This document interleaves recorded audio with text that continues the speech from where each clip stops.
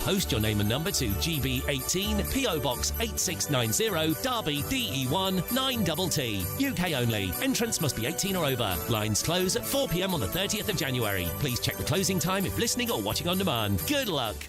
Hi, I'm Michelle Dewberry, and my show is your opportunity to cut through all the noise and dive in headfirst to some robust debates. Ideas clash. Situation, isn't it? Because the failure is... You're deliberately avoiding my point. Nothing's held back. And if you think this is the end of it, wait for more. And we do not shy away from the difficult stuff. Sometimes I want to shake people and say, if only you understood. So join me on Jubes & Co. weeknights at 6 p.m, only on GB News, Britain's news channel. From the school run to the home run, watch a new show for all of Britain. He can say whatever he wants. A straight-talking show where all voices are heard. And, you know, when are we going to stop talking about smashing the gangs and actually do it? With the stories that matter from every part of our country. There's a bit of a crash landing there for your Chancellor. Bold, fearless and standing up for you. That's me, Martin Daubney, 3 p.m. till 6 p.m, weekdays, here only on GB News. The People's Channel, Britain's news channel. Westminster's full of talk, but out here, it's the real world. Am I allowed to talk then? No, that's it. This is where it matters, real people and real lives. That's what politics is all about. In fact, has Trump made a good start? No. Straight answers, no spin, and just a couple of pints. How many fingers have I got up? About 10. So join me for Lee Anderson's Real World every Friday at 7 p.m, only on GB News. The People's Channel, Britain's news channel. You want to know what's really going on in the corridors of power? Labour don't know what to do with you half the time, and that makes you quite lethal in the chamber. Get behind the headlines with Chopper's Political Podcast. Join me, Christopher Hope, as I sit down with the great and the good of British politics. We'll see where this ruling takes us. These are the stories shaping our nation. Chopper's Political Podcast, available now on all platforms. Listen in and stay ahead. We love Great Britain. We love its history, its culture and its tradition, and that's why we're so proud to be part of GB News. You look genuinely emotional. Oh, come here. GB News does pay attention to those who are ignored by the mainstream media.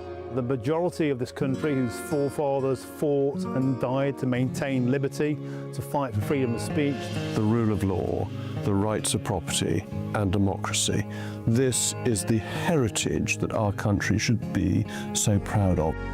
Which of course includes our Christian heritage. There's been a huge resurgence in the number of people going to church. Perhaps they're not finding what they're looking for, and they're looking for something a bit deeper, a bit more truthful, a bit more akin to Britain's Christian heritage. That's right, get ready, because the most exciting night in general election history starts now!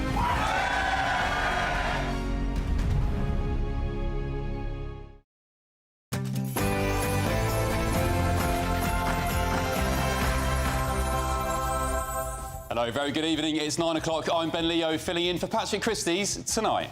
It was clear throughout this trial that the scale of the offender's hatred toward our Jewish community knew no bounds. Well, two men have been convicted of plotting an ISIS-inspired gun attack on a mass gathering of Jews in Manchester.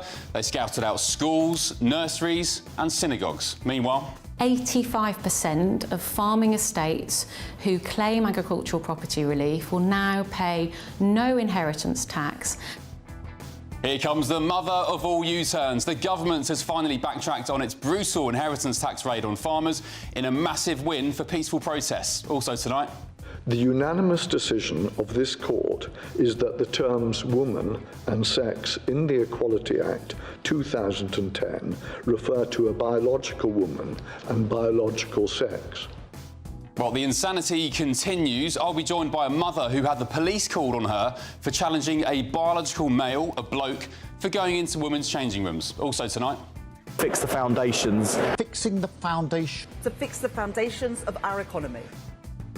Well, Labour promised to fix the foundations, but we've lost yet another millionaire. This time, world heavyweight champion Tyson Fury. Charlie Mullins, who left the UK himself, he joins me in just a tick. On my panel tonight, the External Affairs Officer at the Free Speech Union, Connie Shaw, political commentator Jonathan Liss, and the writer and broadcaster Candice Holdsworth. And finally, when you'll be tucking into your turkey this Christmas, are you going to be buying British? Gobble, I just want to tell you this, very important. You are hereby unconditionally pardoned. All that and more to come, but first let's get your news headlines with Sam Francis.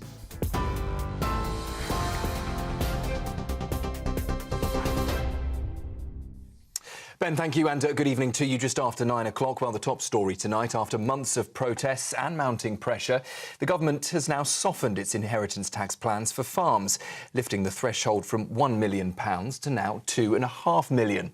Ministers had planned to tax inherited farmland worth more than £1 million from 2026. That, though, triggered warnings that the policy could force family farms to sell up.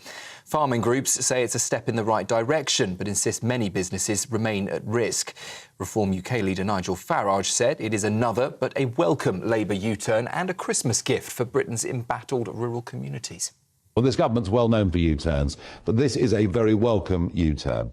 The raising of the threshold to £2.5 million will make an absolutely enormous difference. Sure, some will argue it needs to be even higher, but it is a massive step in the right direction for small family farms right across the country.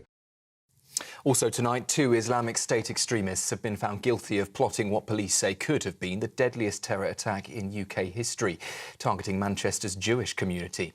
A jury at Preston Crown Court convicted 38-year-old Walid Sadiou and 52-year-old Amir Hussain after they brought assault rifles, handguns and ammunition for a planned suicide attack. Prosecutors said they viewed Jewish people as their primary targets, with Christian victims described as, in their words, a bonus. A third man, Bilal Sadoui, was also found guilty of failing to disclose information about the plot, as Greater Manchester Police warned the attack could have caused mass casualties. They have meticulously delivered upon an operation of almost unprecedented complexity. Their work has ensured that the terrorists' vicious anti-Semitism did not manifest itself in the destructive fashion that they fully intended. It was clear throughout this trial that the scale of the offenders' hatred toward our Jewish community knew no bounds. Sir Stephen Watson there from Greater Manchester Police. In other news, Russell Brand is facing 2 further criminal charges, including 1 count of rape and 1 of sexual assault, police have confirmed. The Crown Prosecution Service says the new charges relate to 2 additional women, on top of 5 existing charges involving 4 women. Brand has already pleaded not guilty to all previous allegations, which followed reporting by Channel 4's Dispatches and the Sunday Times. He's due to appear at Westminster Magistrates Court in January, with a trial also listed at Southwark Crown Court for the previous allegations in June. A former councillor has appeared in court charged with 56 sexual offences against his ex-wife, spanning more than a decade. Philip Young is accused of multiple counts of rape, drugging his former spouse, as well as voyeurism and possession of indecent images. He confirmed his details at Swindon Magistrates Court but did not enter a plea and has been remanded in custody. 5 other men also face charges linked to the same victim, who has waived her right to anonymity. And in the US, new documents have been released by the Justice Department there, part of the long-awaited files linked to criminal investigations into Jeffrey Epstein. Among the 11,000 files is an email asking for inappropriate friends, sent from an account signed A at Balmoral to Epstein's associate Ghislaine Maxwell. The 2001 message appears under the alias The Invisible Man. That name was also linked to an address listed in Epstein's contacts under the Duke of York. The emails do not allege any wrongdoing, and Andrew Mountbatten Windsor has repeatedly denied any misconduct. The same document release also references President Donald Trump as a passenger on Epstein's jet, something he denies, with officials also stressing that does not imply wrongdoing. You're up to date with the news here on GB News. I'll be back with you at 10. Now, though, it's over to Ben.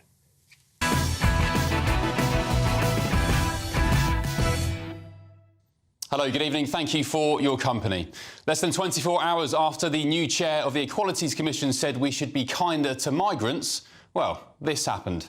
This was the arrest of 2 Islamic State-inspired terrorists who were found guilty today of plotting what police said would have been the worst terrorist act in British history on Jewish communities. Walid Sadal, 38, from Wigan, and Ammar Hussein, 52, who lived in Bolton, wanted to replicate the 2015 Paris terror attacks in revenge for Israeli assaults on Gaza. They bought assault rifles, handguns, hundreds of rounds of ammo for a suicide attack where they wanted to kill as many members of the Jewish community as they could and hoped to become martyrs. And let me tell you, nothing was off limits. They sized up Jewish shops, synagogues and, even this makes my blood run cold tonight, schools and nurseries. And they were only busted when intelligence services found out about their plan and deployed an undercover cop called Farouk to pretend to help them. So who were they? Well, Walid Sadal is a former hotel entertainer who originally came from Tunisia, who married an English woman and moved to Britain in 2012. Ammar Hussein, his accomplice, is a former Iraqi soldier who'd claimed to be from Kuwait. The CPS said he'd had military training and was a known follower of Islamic State. It's not reported when or how he arrived in the UK. Both men were fuelled by a sick desire to carry out a repeat of Hamas's October the 7th attack on Israel, and Sadal lurked around Manchester's Jewish neighbourhoods, scouting out schools, nurseries and shops as he planned his massacre. He told Farouk, the undercover cop, "My blood is boiling. We're going to carry out the operation in August. Brothers from inside the Islamic State, they'll help us." By May 2024, last year, after all their reconnaissance trips, Hussein and Sadal believed they were about to receive a huge cache of guns and hundreds of rounds of ammunition from Farouk outside a hotel in Bolton to carry out their attack. Well, Sadal was caught red-handed. The guns, unknown to him, they'd been deactivated, and what would have been one of the worst terrorist attacks in British history had thankfully been foiled. Well, let's be clear about what's going on in Britain today, shall we? Actually, it's been going on in Britain for decades now. Islamism is a cancer that's been allowed to spread completely unchecked thanks to an insane open border policy that even the Trump administration accurately describes as suicidal empathy. There are thousands more jihadis just like these delinquents operating right now in Britain, I can tell you. I've heard of many foiled terror plots from acquaintances who work in the security services and counter-terror, which will never reach the light of day, and the details will shock you to the core. This incident was a near miss. There have been plenty more near misses too, and there have also been plenty more that slipped through the net. 7/7, Lee Rigby, Manchester Arena, London Bridge 2017, I was there, London Bridge 2019, Westminster Bridge, the Liverpool hospital bombing, and of course, just this year, the Manchester synagogue attack. And that's just in Britain. I dread to think that one day soon, we'll be on the receiving end of another attack that really will shock this nation to the core. Ex-Tory Security Minister Tom Tugendhat posted on X earlier, "People whose names will never be known found the information that stopped these murderers. The heroism of MI5 is often, rightly, unnoticed. We need to be honest about the threat. Islamist ideas, inspired by Muslim Brotherhood ideology, are a threat to everyone in the UK. Jews are just the first in line." Well, Tom is right. Our counter-terror and security services are indeed heroes, and I thank them. But why don't we thank them properly and make their lives a hell of a lot easier by stopping these nutters coming into the UK in the first place? On the face of it, it seems as though these two were living here legally, but there have also been foiled terror attacks plotted by people who arrived in this country by small boat. More than 40,000 have entered this year alone. It's insane. Why the small boats invasion hasn't been declared a national emergency by now is, in my book, nothing but negligence and contempt for the British public. Ask yourself tonight, how many more murders, rapes, slaughters must we endure before our politicians finally do their first and most important job of all, which is protecting this land and its people? Well, let's get the thoughts now of my panel tonight. The External Affairs Officer at the Free Speech Union, Connie Shaw, the political commentator, Jonathan Liss, and the writer and broadcaster, Candice Holdsworth. Good evening, panel. Merry Christmas. Merry Christmas. Candice, I'll start with you. When are we going to get serious about Islamism in the UK? Absolutely. I mean, you know, it's been 10 years since the Bataclan attack, which I think was very formative for me as a young journalist. I realised that we were entering an era of violent Islamism and violent terror, and I think all of us noticed at the time that our elites and our leaders were not able to name the threat. They couldn't talk about it. They couldn't say exactly what it was. And I remember listening to one of the widows of the one of the men who was killed in the Bataclan attack, and she said in all the inquiries afterwards, no one ever said what was the ideology that killed him. No one could get to grips with it. And 10 years later, it's still happening, and people are still coming into this country. They're not being vetted properly. They often come from countries with long histories of violent extremism and violence against Jews. And I think going forward, we need to be doing what I think they're doing in the US, and I think they're doing really, really well, which is really, really, really analysing who is coming in, vetting them, and not just letting anyone in. Well, that's another whole can of worms. So not only are they dealing with, I've been there for the past 4 months, illegal migration by booting people out and closing the border, as any sane country should, they are talking about re-migration as well. People who have been in the country for maybe decades, who came here on green cards or certain visas. And these guys in particular, one of them came in 2012. He married a British woman, Connie, and he had all this time trying to assimilate. We're told that multiculturalism is great for integration and everybody gets on. He'd been here for a very long time and yet still wanted to carry out what police described as what would have been the worst terrorist attack in British history. These conversations are difficult enough to have, you know, when you're just talking about Islamists and people who come here from countries where Islamism is a dominant ideology. What's even harder to talk about is the fact that second-generation immigrants, there's an issue there as well. If you look at some of the terrorist attacks we've had over the last few years, David Amos, that was a second-generation immigrant, the 2020 Streatham terrorist, London Bridge in 2019, Lee Rigby, 2007 terrorists in London and Glasgow, and 7/7. They weren't people who came here from abroad. They were people who were born in this country and had parents who came from elsewhere. According to Henry Jackson polling, only 24% of British Muslims have a negative view of Hamas. This is a really difficult conversation. 24%? So 1 in 4 British Muslims have a negative When's that view poll of Hamas. from, do you know? I'm not sure. It was after it's between October 7th and now. I'm not sure the exact date, but it's obviously within the last 2 years. This is Henry Jackson Society poll. It's almost unbelievable. Re-migration then? Are we getting into the realms of re-migration now? That word scares me. I think Jonathan's screwing his face up. Go on, Jonathan. What's that? Carry on. That word scares me, but I don't know what the solution is. But it scares me to think that, based on those numbers, it wouldn't be an unreasonable assertion that there will be a considerable amount of British Muslims in this country who may be disappointed that this attack was foiled. Jonathan, what scares you more, the term re-migration or the potential of the worst British terrorist attack in our history? That's an outrageous question, Ben. As a Jewish person, obviously, I'm horrified by this kind of thing. I know people who would have been at these protests. I am under no illusions about the threat we face. I do security duty twice a year at my institute, wearing a high-vis vest and stab vest. I am not under any illusions about the dangers that Jewish people face. But re-migration, Connie, you're absolutely right to be scared by the word, because it is scary, it's horrific. The implication of that word is that you're going to be taking people based on their ethnicity and driving them out of the country that is their only country they've ever lived in. That is what people mean when they talk about migration. Let's just own the position. If that's what when people start talking about re-migration, that's where it leads. That is where it leads, Ben. That's not accurate. One of these guys came from Tunisia in 2012. I guess he had leave to remain or was granted, you know, he became a citizen.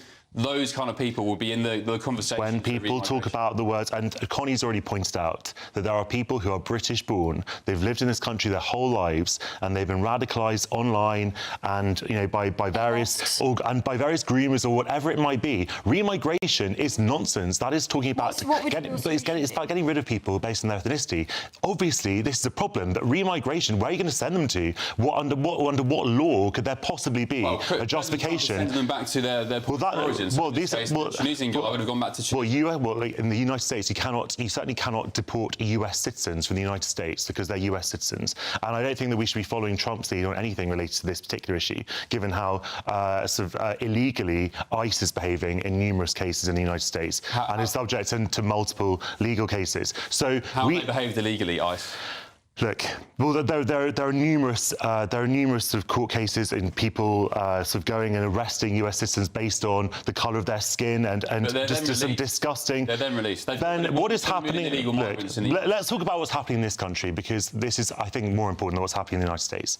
And in this kind of the same argument, because we are facing not just individual isolated country issues. It is an attack on the West by Islamists, and I'll say it again, Islamism is a cancer, not just on this nation, it's on the America, in Australia, as we saw in Bondi. It is an attack on the West by those who don't share our values. Ben, there are many... That's why, by the way, that's why President Trump is sending out memos and cables to all European embassies, including Great Britain, saying, sort your issue out with migration, both legal and illegal, or in 20 years your countries won't be... You won't recognise your culture. Well, your civilization won't be there. That is... So what Trump and the United States are talking about is white nationalism and sort of making Europe white again and all this stuff. It's not about a credible threat. Of course, there is a credible threat, and we have to deal with it. But talking about re-migration is just pandering to the worst people on the far right. One more question before I come back to you, Candice. How do we deal with it then? Because the attempts thus far, have been completely null and void. We can list off dozens of Islamist terror attacks in the UK across the West. London Bridge 2017, I was there. 2019, Westminster Bridge, Lee Rigby, 7/7, it goes on and on. So something's not working. What do we need to change? Look, these are very, very complicated questions. I'm not denying that for a second. It comes from sort of de-radicalisation, education... Well, that doesn't work, does it? Well, look, Ben, clearly there are going to be people in this country who are seeing what's going on in the world and are mixing with the wrong people and are going online. Remember the Bondi Beach attack? Apparently he was in his room. He barely left the house, according to his mother. Obviously that was a lot of online radicalisation that was happening. You keep saying online, but we know that there are many mosques who are preaching hatred, and many of them are also registered charities, and the Charity Commission hasn't done anything about them. We've seen lots of evidence of that. I think this is to me another example of obfuscating what the issue is. We know that there are mosques in this country preaching exactly what happened, or what these two guys wanted to go. So, Candice, ask again, something's not working. Whatever the tactic is by the people who are meant to look after us and prioritise the safety of British people and Islam, it's not working. Whatever they're doing, it doesn't work because it keeps happening again and again and again. So what should we do? Absolutely. Well, for me, it's what I just said. I would have a very, very, very high bar to coming into this country. I think people are let in here way too easily. I'm sure if you analyse most of their social media feeds, you'd find dodgy posts, which is what they're doing in the US. ICE is analysing social media feeds. Another disturbing aspect is that, you see, one of these terrorists who was planning all these attacks in Manchester was on universal credit whilst he was plotting these... It's almost comical. But he had loads of money in savings, which he was using to purchase weapons. Why didn't we find out about that? What is going on? Most of them are unemployed whilst they're doing these things. And I think that the whole benefit system needs to be overhauled in this aspect we literally did find out about it, thankfully. Well, through social media. But why did he have over £100,000 in his savings account but was claiming universal credit? And they found 75 grand's worth of cash in one of their houses, buried under some sort of makeshift safe in the floor. Yeah, I don't know, Jonathan. Look, I don't know if the answer is re-migration, but I seem to be, in America, President Trump seems to be the only people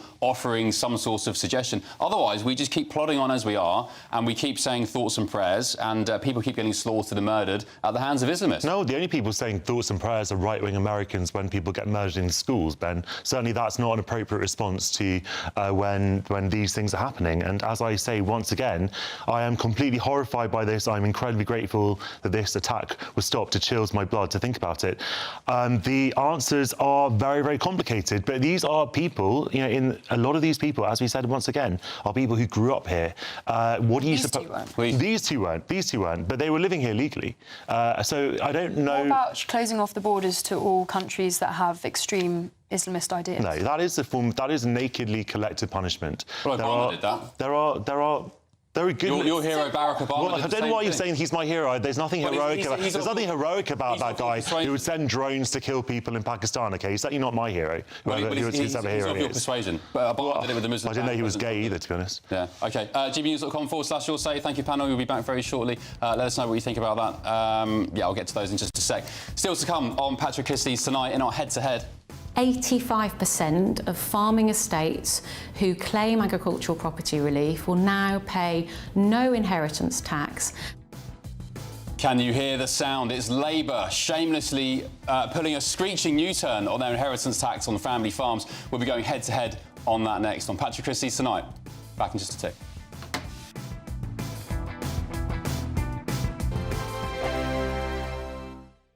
Britain deserves a newsroom that puts the facts and your voice first. Well, and that's what you get on GB News. Lively debates, lively conversation. And we're not afraid to hold power to account. And each other. So join me, Andrew Pearce. And me, Miriam Cates, for Britain's Newsroom, weekdays from 9:30 on GB News. Hi, I'm Michelle Dewberry, and my show is your opportunity to cut through all the noise and dive in headfirst to some robust debates. Ideas clash. Situation, No, Because the failure is... You're deliberately avoiding my point. Nothing's held back, And if you think this is the end of it, wait for more. and we do not shy away from the difficult stuff. Sometimes I want to shake people and say, if only you understood. So join me on Jubes & Co. weeknights at 6 p.m, only on GB News, Britain's news channel. From the school run to the home run, watch a new show for all of Britain. He can say whatever he wants. A straight-talking show where all voices are heard. And, you know, when are we going to stop talking about smashing the gangs and actually do it? With the stories that matter from every part of our country. There's a bit of a crash landing there for your Chancellor. Bold, fearless and standing up for you. That's me, Martin Dordme, 3 p.m. till 6 p.m, weekdays, here only on GB News. The People's Channel, Britain's news channel. Westminster's full of talk, but out here, it's the real world. Am I allowed to talk now? No, that's it. This is where it matters, real people and real lives. That's what politics is all about. In fact, has Trump made a good start? No. Straight answers, no spin, and just a couple of pints. How many fingers have I got up? About 10. So join me for Lee Anderson's Real World every Friday at 7 p.m, only on GB News. The People's Channel, Britain's news channel. You want to know what's really going on in the corridors of power? Labour don't know what to do with you half the time, and that makes you quite lethal in the chamber. Get behind the headlines with Chopper's political podcast. Join me, Christopher Hope, as I sit down with the great and the good of British politics. We'll see where this ruling takes us. These are the stories shaping our nation. Chopper's political podcast, available now on all platforms. Listen in and stay ahead. Join me, Nana Akwe, for an informative, interactive news programme with a difference. It's fun. No, you didn't say that, Dave. I'm so surprised. I think there's an element of truth to that. Join me from 3 p.m. every weekend, only on GB News, Britain's news channel. No matter the state it's in, this is our nation. Join me, Jacob Rees-Mogg, for a genuine, honest discussion on where we have been, where we are going, and where we are with the people who set the direction. Tune in to State of the Nation every Monday to Thursday, 8 to 9 o'clock, only on GB News.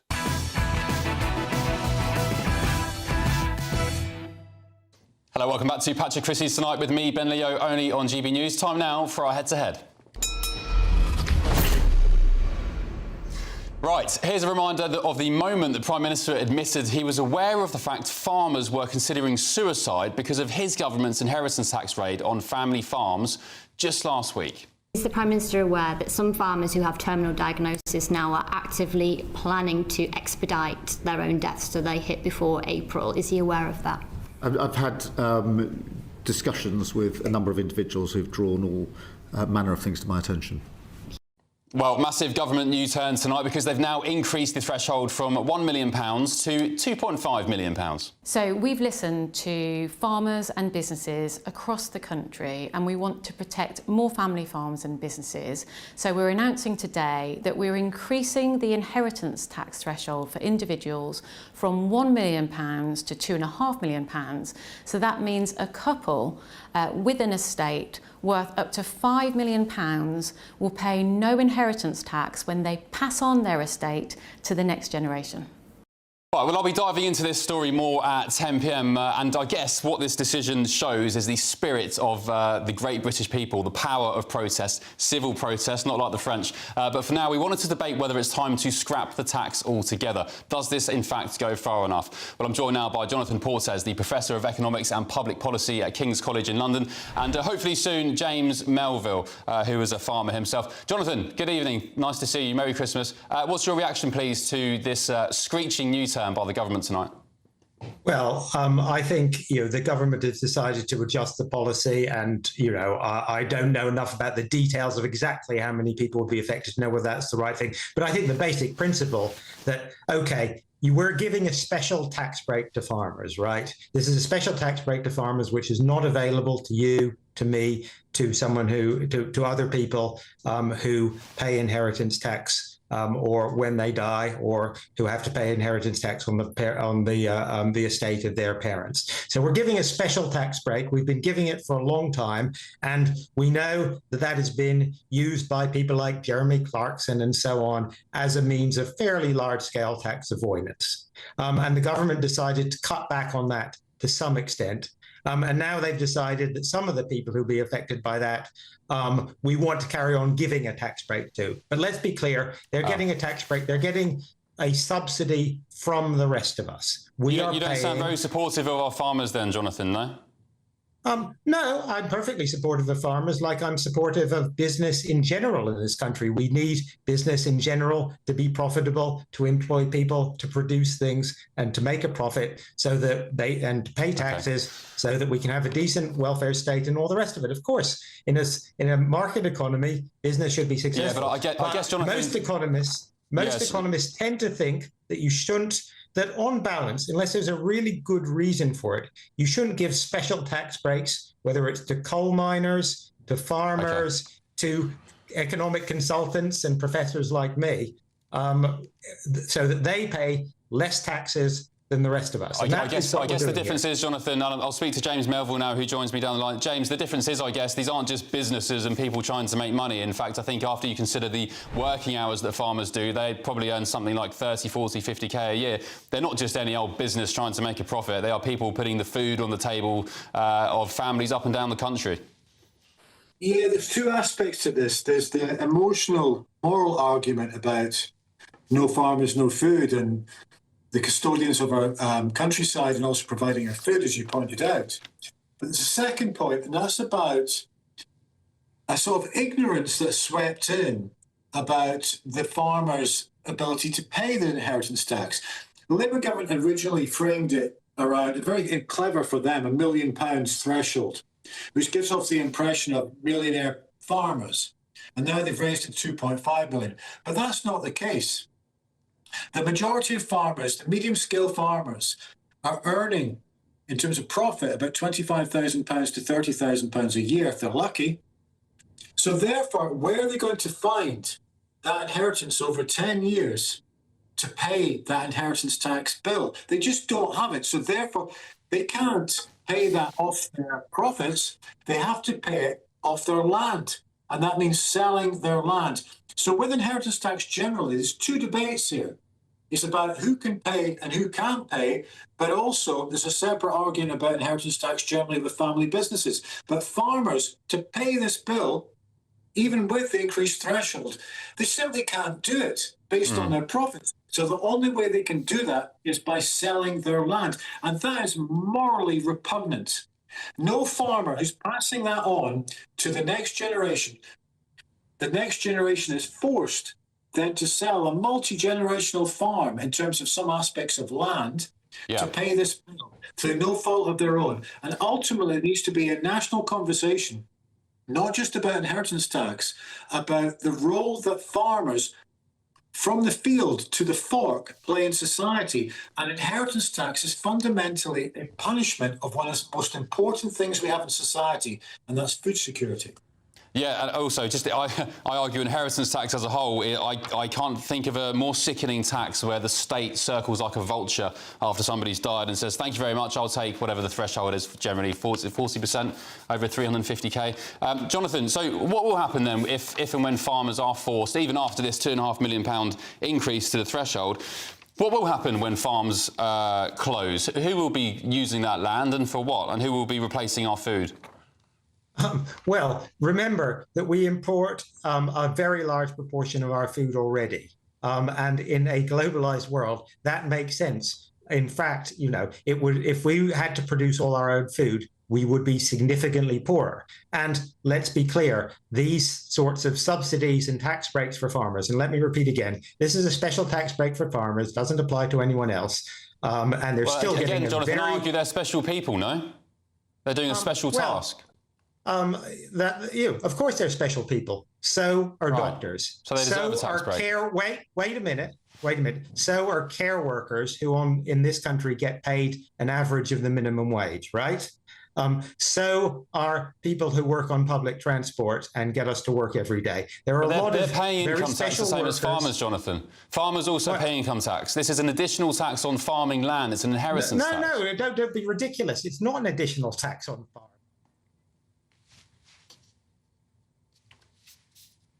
I think we've lost Jonathan sound. James, do you want to... That applies to farmers and does not apply to people who work in social care, people who work in hospitals, people who work in the transport system. None of those people get this special tax break, do they? Okay, James, last word to you. Yeah, I mean, that's, to put it politely, quite ignorant. Because most people, the examples that he was using, we're talking people who are getting taxed at source. You know, we're not talking about an argument sort of comparing between, you know, public sector workers and what they get taxed. What about someone who owns a care home? Should they get a tax break? This is the whole point. With there's a lack of. If I own a care home that provides for elderly people Jonathan, one at a time because when nobody they can get hear you. sick, Whoa, one at a time because nobody can hear you. It sounds terrible. Guys. James, go ahead. Yeah, I mean, it is a different model. When you get employees and public sector workers, they're paying their tax at source. But with farmers, it's totally different. There's a lack of understanding, and there is a manipulation against farmers about how they're greedy farmers, not, you know, selfish farmers not paying their tax. The model's completely different. Okay. Because the inheritance tax means they cannot pay that tax on a £5 million farm. Right, got it. Okay, both of you, thank you very much for your time. Appreciate it. Thanks for your contributions tonight. We're squeezed for time, unfortunately. That's Farmer James Melville and Jonathan Portes, the Professor of Economics and Public Policy at King's College London. gbnews.com/your say. Right, stick around on Patrick Christys tonight. We'll be discussing how supermarkets have been accused of misleading British shoppers, maybe you at home, into buying European turkeys over British ones. But first, fix the foundations. Fixing the foundation. To fix the foundations of our economy. Labour promised to fix the foundations, but we're losing millionaires like never before. And I'll be joined by one of them in just a sec. This is Patrick Christys tonight with me, Ben Leo, only on GB News. Be nice to escape the grey. Clear skies, here we come. As clear as our travel insurance. All Clear Travel Insurance sponsors GB News Travel Destinations Forecast. Hello. Large parts of the Mediterranean looking pretty wet through the Christmas period. Some heavy showers around, some snow over the Alps, and for Madeira also a brisk northerly wind bringing a chill and a fair few showers. Wet weather across Morocco and for the Balearics, and heavy rain for Italy, especially in the north. Some big downpours too for Croatia and down into Greece, although much of the Greek islands will be dry and sunny. We'll continue to see sunny skies in Santorini through the rest of the week. All Clear Travel Insurance sponsors GB News Travel Destinations Forecast. Hi there and welcome to the latest update from the Met Office for GB News. It is dry finally for much of the UK, but increasingly windy during the next 24 hours, and that wind coming from the east is going to make it feel cold. That's the main idea for Christmas Eve and Christmas Day. Cold easterly winds, particularly for the southern half of the UK where the isobars are more tightly packed together. The easterlies at the moment bringing cloud cover, but the cloud tending to lift and break a bit more overnight as drier air filters in from the east, and as a result a few breaks in the cloud across eastern and central parts of the UK, more especially Scotland, where we will see a touch of frost in places because of those clearer skies and lighter winds for Christmas Eve morning. But that's where the best of the sunshine will be first thing across much of Scotland. A brighter and drier start compared to the last few mornings. For virtually everyone, it is a dry start to the day, and Northern Ireland looking a bit brighter as well, some patchy cloud remaining. And we also see a continuation of the patchy cloud across England and Wales, but the cloud a bit higher, and as a result it's not quite as gloomy as it has been during the week so far. Some decent cloud breaks then for many of us on Christmas Eve, with sunny spells coming through, more especially into the afternoon. Just some patchy cloud remaining across eastern parts, with this easterly wind strengthening all the while. That's going to make it feel cold, 5 to 7 Celsius on the thermometer, but feeling more like 1 to 3 degrees in the wind. The wind strengthens further on Christmas Day, risk of coastal gales around the south coast first thing, and that wind a key feature, bringing in perhaps the odd sleety shower to the far southwest of the UK. Otherwise it's dry for most and with plenty of sunshine, but feeling really quite raw in the wind, especially if you're in the south or the east. A similar day to come on Boxing Day. This Christmas, we're inviting you to join the GB News family for an occasion filled with joy. A chance to come together and lift our voices and celebrate what truly brings us closer at this time of year. So whether you're with friends or family or simply in the spirits of the season, we would love to share this special night of carols with you.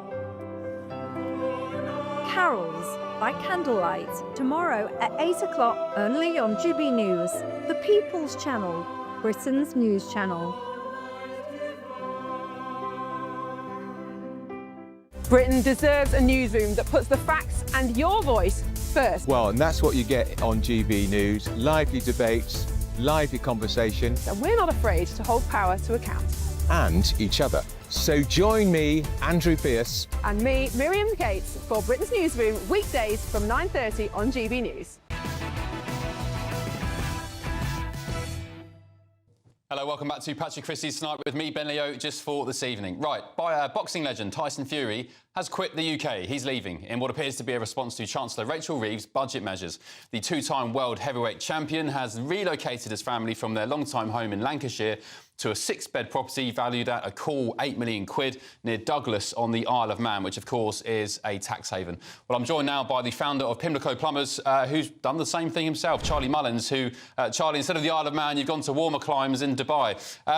First things first, why did you go? Why is Tyson Fury going? And some would argue, Charlie, and I'm sure you've heard this before, that it's not very patriotic to be doing a runner from Blighty when we need great minds like you and Tyson to kind of lift ourselves up from our bootstraps. Yeah, I mean, look, all the illegals and all the benefit cheats and all the Ponces and all the lazy people and all the 4-day-a-week and all that lot that want to work at home, that's what they blame it on. We're running away from tax. Well, we ain't all running away from tax. You know, we're leaving the UK for further reasons than that. There's no future in the UK for youngsters. I mean, my question is, why ain't more people leaving? Anybody with ambition, anybody with a family, they need to leave and get out of the UK. The place is unsafe. There's energy costs are going up, cost of living is going up, crime's going up. They're not allowed to do their policing no more. Everything is against us in the UK. So why would anybody stay in the UK if you can afford to leave or you've got ambition? Because there ain't no future for youngsters in the UK. And all that lot slagging me off, they can do it all day long. It makes no difference. I'm enjoying my life in Spain and in Dubai at the moment. And millions of more people will leave. And Tyson Fury, well done, mate, for standing up against the government. Enough's enough. Why should we have to pay 50% of our income in tax and national insurance? No, I hear you, and look, actually, I agree. I mean, the likes of Tyson Fury, he's going to the Isle of Man, where tax rates are halves, the higher threshold is much higher, and crucially, I guess for him, there's no capital gains tax, and I don't think inheritance tax either, which is pertinent to what we were just talking about in the previous segment. However, are you... And again, I understand where you're coming from. Are you not surrendering the country, though, to the kind of people, the low-grade people we've got in government? Are you're literally saying, well, to hell with Britain, I'm leaving, and whatever happens to the country I love, so be it? Well, you can't help the Labour government, can you? I mean, they're very anti-business. They're very much for people that don't contribute. So why would you stay on a sinking ship if it's going down? Do you miss the UK, Charlie? Sorry? Do you miss the UK? No, I don't miss the UK, no. Not at all. Not one thing. You can't give me one thing you miss about your home. Well, family, of course, but, family come to Dubai and they come to Spain. I have a company there, as you know, We Fix London, and we comply with the tax regs there. I wish we'd set up in Dubai, but there you go. We started the company. No, I'm just being honest with you. I appreciate your honesty. I get it from a financial sense, Charlie, but I mean, I've been to Dubai a few times. It's great for a family holiday. It's guaranteed sunshine. The service is great. It's very safe, of course, as well. You can leave a watch on a car bonnet for days on end and it won't be nicked. And if it does, the perpetrator will be dealt with a lot more severely than they would in the UK. However, as much as I like Dubai, it's a pretty soulless place. Nothing beats the beauty of an English countryside in summer, for example. Really? Well, not Dubai, I know. I mean, it's like the leading place of the world. They're the most advanced place of the world. The social life is unbelievable here. And as you say, the safety side of it is priceless. You ain't going to get stabbed in Dubai, that's for sure. Look, most people that don't like Dubai have never been here. And everybody has a choice. If they want to stay in that hole in the UK, then that's their choice. But anybody with half a brain, anybody that can leave the UK, the only people that don't want to leave the UK are the train drivers, because they're getting 80k and they're tucked in with the unions and the Labour are looking after them. They're the only people that don't want to go. All this patriotic nonsense. I love the UK, and if and when reform get in, and Nigel Farage is Prime Minister, I'll be back there and I'll be helping as much as I can to get the UK going. But if we keep Labour in for the full term, UK will hit rock bottom, and then we've got to start to build it again. Well, I think you'll be getting a decent tan in Dubai, Charlie, because I don't think they're turkeys voting for Christmas. I think Labour will go the full term. I was going to ask you what would need to happen for you to come back. You kind of answered that, a change of government, a change of scenery. Do you think all the other millionaires and the sort of high net worth people, the great minds who have left as well, do you think they'd be of the same persuasion as well? They could come back in the future? Yeah, of course. I mean, there's nothing wrong with if the UK is doing well, then investing in it and employing people and training people and starting a new company. There's nothing wrong with that. But at the moment, you've got the Labour government that's totally against anybody that's successful. So why would you come back at the moment? And it ain't all people trying to avoid tax. I've paid in over 100 mil. I ain't avoiding tax. But what I am avoiding, there's too many illegals there. There's too many... what do you call them, fake asylum seekers, there's too many Ponzi, there's too many lazy so-and-so, there's too many benefit cheats, there's too many people want to do 4 day a week, too many people want to work at home. I ain't contributing to them people no more. If they want to keep taking out of the pot, then they're going to go skin. So good luck to everybody that wants to leave.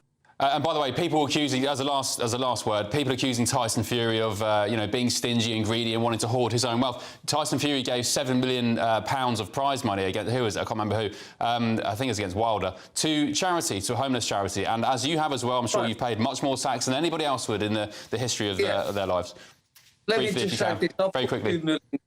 I've put a few million into charity also, and I'm still helping UK charities. So this nonsense that come up about Tyson, he's not tax evading. He's basically saying, I ain't allowing the UK to take that out of me any much longer. And that's what I'm saying. All right, good stuff. I think there's plenty to shout about the UK amongst the doom and gloom, and hopefully you guys come back and help us, as I said, find our mojo again, Charlie, you, Tyson, everybody else who's left. For now, Merry Christmas, Charlie. Where are you, Spain or Dubai? That's you. In the Albert Jarab. All right, very good. Lucky you. Thank you, Charlie Mullins, founder of Pimlico Plumbers. I thought it was called hard work. Good man. Thanks, Charlie. Apparently I need to apologise for the word which Charlie said there. I wasn't aware that it meant something severe, but apparently it does. So apologies if you were offended by that. Right, coming up after the break. Gobble, I just want to tell you this, very important. You are hereby unconditionally pardoned. Talking of turkeys voting for Christmas, supermarkets have been accused of misleading British consumers into buying European turkeys over British ones. Sacrilege. Back in just a tick. I'm Michelle Dewberry. This is Jubes & Co with you. Hello everyone, Patrick Christys here with GBNews, Britain's news channel. Access the stories that matter to you. Take the GBNews family with you on any device. And as long as you have an internet connection, tune in to GB News, anywhere on the planet or beyond. GB News, the People's Channel, Britain's news channel. Hi, I'm Michelle Dewberry, and my show is your opportunity to cut through all the noise and dive in headfirst to some robust debates. Ideas clash. Situation, no, because the failure is you're deliberately avoiding my point. Nothing's held back. And if you think this is the end of it, wait for more. And we do not shy away from the difficult stuff. Sometimes I want to shake people and say, if only you understood. So join me on Jubes & Co weeknights at 6 p.m, only on GB News, Britain's news channel. From the school run to the home run, watch a new show for all of Britain. He can say whatever he wants. A straight-talking show where all voices are heard. And, you know, when are we going to stop talking about smashing the gangs and actually do it? With the stories that matter from every part of our country. There's a bit of a crash landing there for your Chancellor. Bold, fearless and standing up for you. That's me, Martin Daubney, 3 p.m. till 6 p.m, weekdays, here only on GB News. The People's Channel, Britain's news channel. Westminster's full of talk, but out here, it's the real world. Am I allowed to talk then? No, that's it. This is where it matters, real people and real lives. That's what politics is all about. In fact, has Trump made a good start? No. Straight answers, no spin, and just a couple of pints. How many fingers have I got up? About 10. So join me for Lee Anderson's Real World every Friday at 7 p.m, only on GB News. The People's Channel, Britain's news channel. You want to know what's really going on in the corridors of power? Labour don't know what to do with you half the time, and that makes you quite lethal in the chamber. Get behind the headlines with Chopper's Political Podcast. Join me, Christopher Hope, as I sit down with the great and the good of British politics. We'll see where this ruling takes us. These are the stories shaping our nation. Chopper's Political Podcast, available now on all platforms. Listen in and stay ahead. Decisions made in Washington aren't just shaping America, they're shaping Britain too. From migration to global security, from crime to health. Whatever happens in the White House today will be felt in your town or city tomorrow. That's why The Late Show is live from Washington, D.C. Cutting through the politics to show you what it all means for Britain. The Late Show live every night at midnight. Only on GB News, Britain's news channel.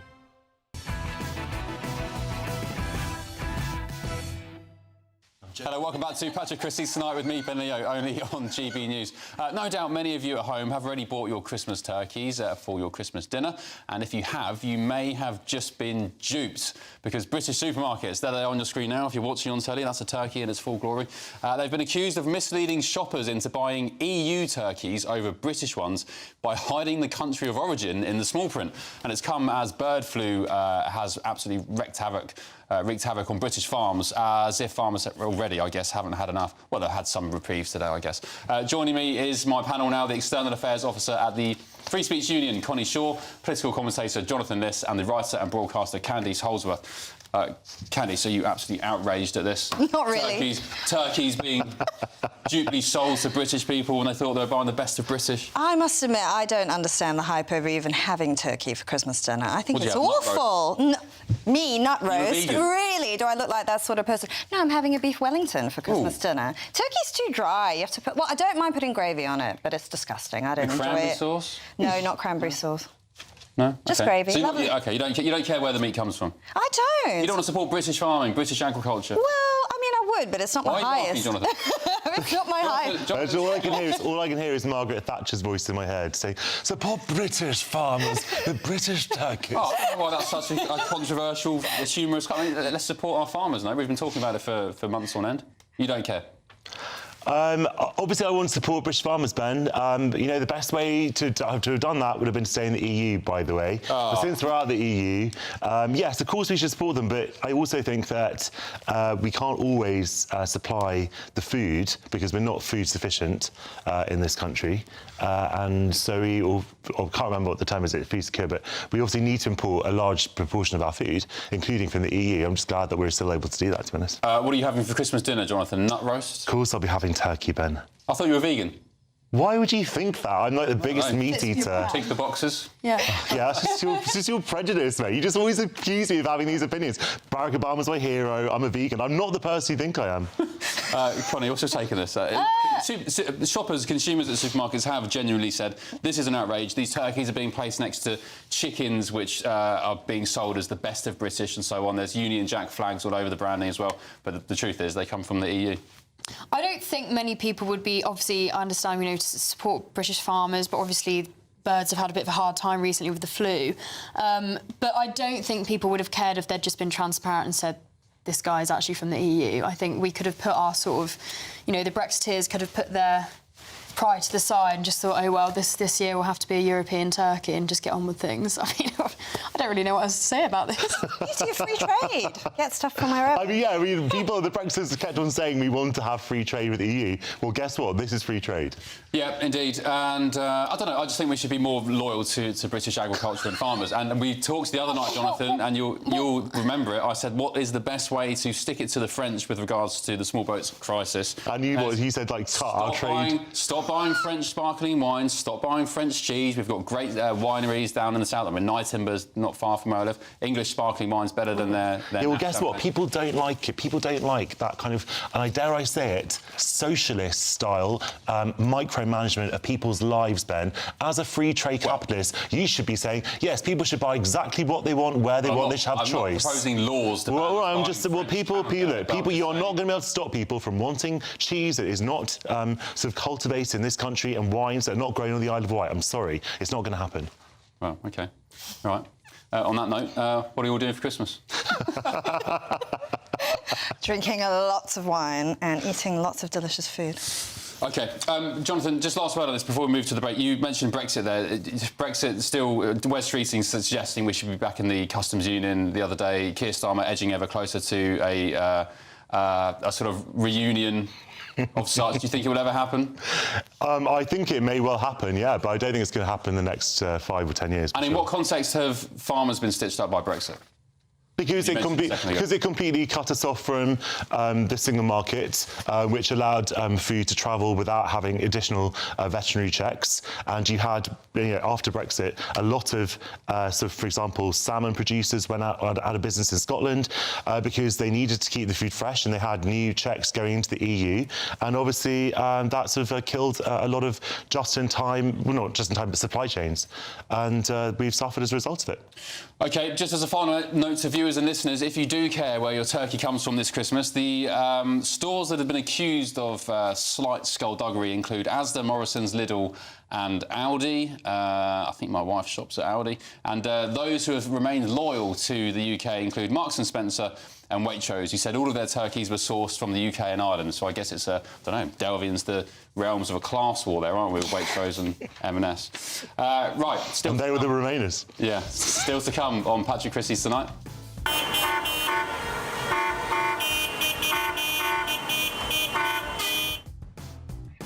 After the break, we'll get stuck into Labour's massive, most dramatic U-turn yet, I argue, on inheritance tax on the farmers. I guess on one side of this, you want to praise them for having a U-turn. On the other side of it, you still need to criticise them, or at least hold them to account for sort of back-of-the-fag packet planning in the first place. They've subjected, as Nigel Farage, Kemi Badenoch has said today, they've subjected these farmers to months and months and months, more than a year, of anxiety, of stress. One chap even took his own life. We'll be speaking to, or at least getting the words from his son in just a moment, who actually praised the government today for their U-turn. But yes, the farmers, some reprieve, despite the turkey stitched up in supermarkets, some reprieve on the inheritance tax. Back in just a tick. First, let's get your weather.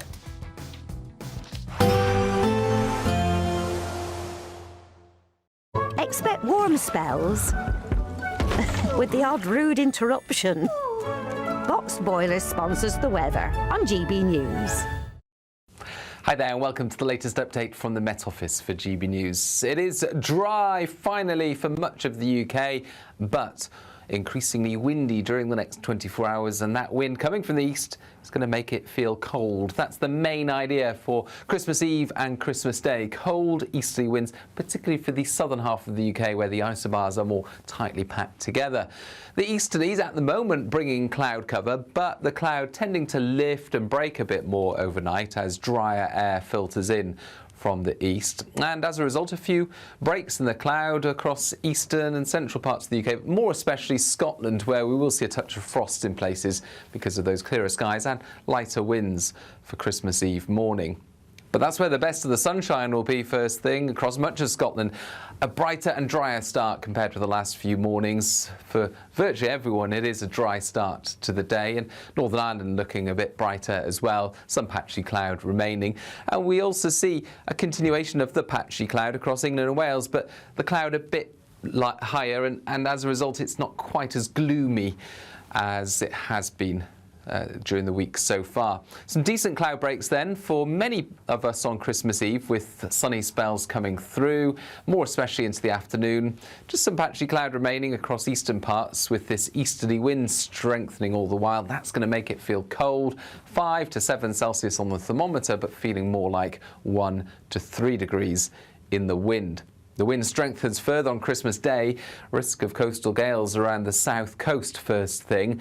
And that wind, a key feature, bringing in perhaps the odd sleety shower to the far southwest of the UK. Otherwise, it's dry for most and with plenty of sunshine, but feeling really quite raw in the wind, especially if you're in the south or the east. A similar day to come on Boxing Day. Expect warm spells with the odd rude interruption.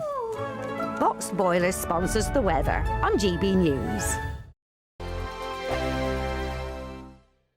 A very Merry Christmas to you all from the Aurora Collection Resort in Lapland. We're on an amazing Arctic adventure to celebrate our greatest cash giveaway, a simply stunning £85,000. And this Christmas, we're giving you the chance to win it all. So don't miss out this Christmas.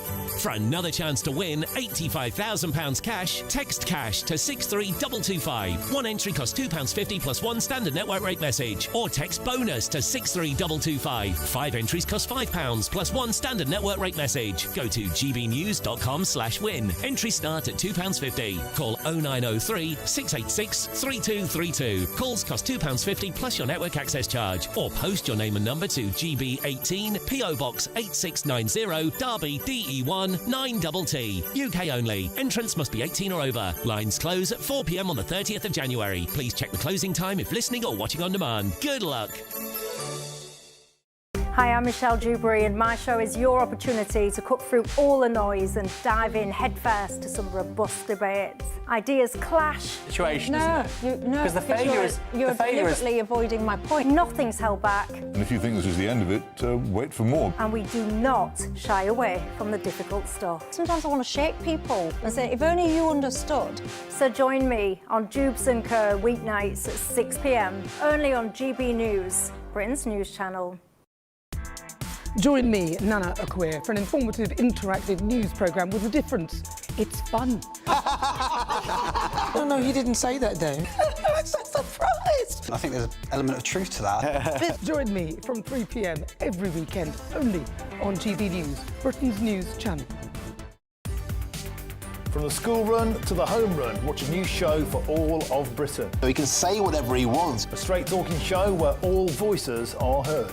And, when are we going to stop talking about smashing the gangs and actually do it? With the stories that matter from every part of our country. There's a bit of a crash landing there for your Chancellor. Bold, fearless and standing up for you. That's me, Martin Daubney, 3 p.m. till 6 p.m, weekdays, here only on GB News. The People's Channel, Britain's news channel. Britain deserves a newsroom that puts the facts and your voice first. Well, and that's what you get on GB News. Lively debates, lively conversation. And we're not afraid to hold power to account. And each other. So join me, Andrew Pierce. And me, Miriam Gates, for Britain's Newsroom, weekdays from 9:30 on GB News. At GB News, we love to hear from you, our loyal community. So drop us a line at gbnews.com/yoursay. There, you can talk to each other and also to the presenters live on air. gbnews.com/yoursay, because GB News is your channel, Britain's news channel.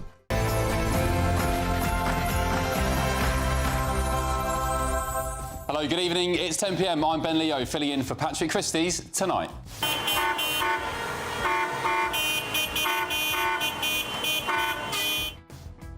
Finally, it could be a very Merry Christmas for farmers. 85% of farming estates who claim agricultural property relief will now pay no inheritance tax. Well, I guess it's called the mother of all U-turns in some quarters. The government has finally backtracked on its brutal inheritance tax raid on farmers. Also tonight, the unanimous decision of this court is that the terms woman and sex in the Equality Act 2010 refer to a biological woman and biological sex.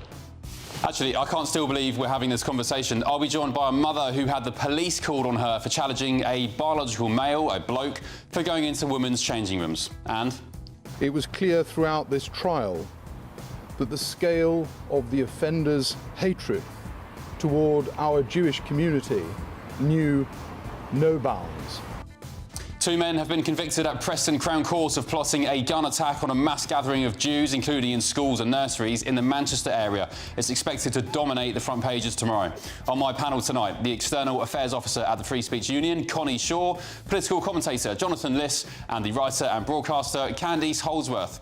And finally, can you tell me what's going on here?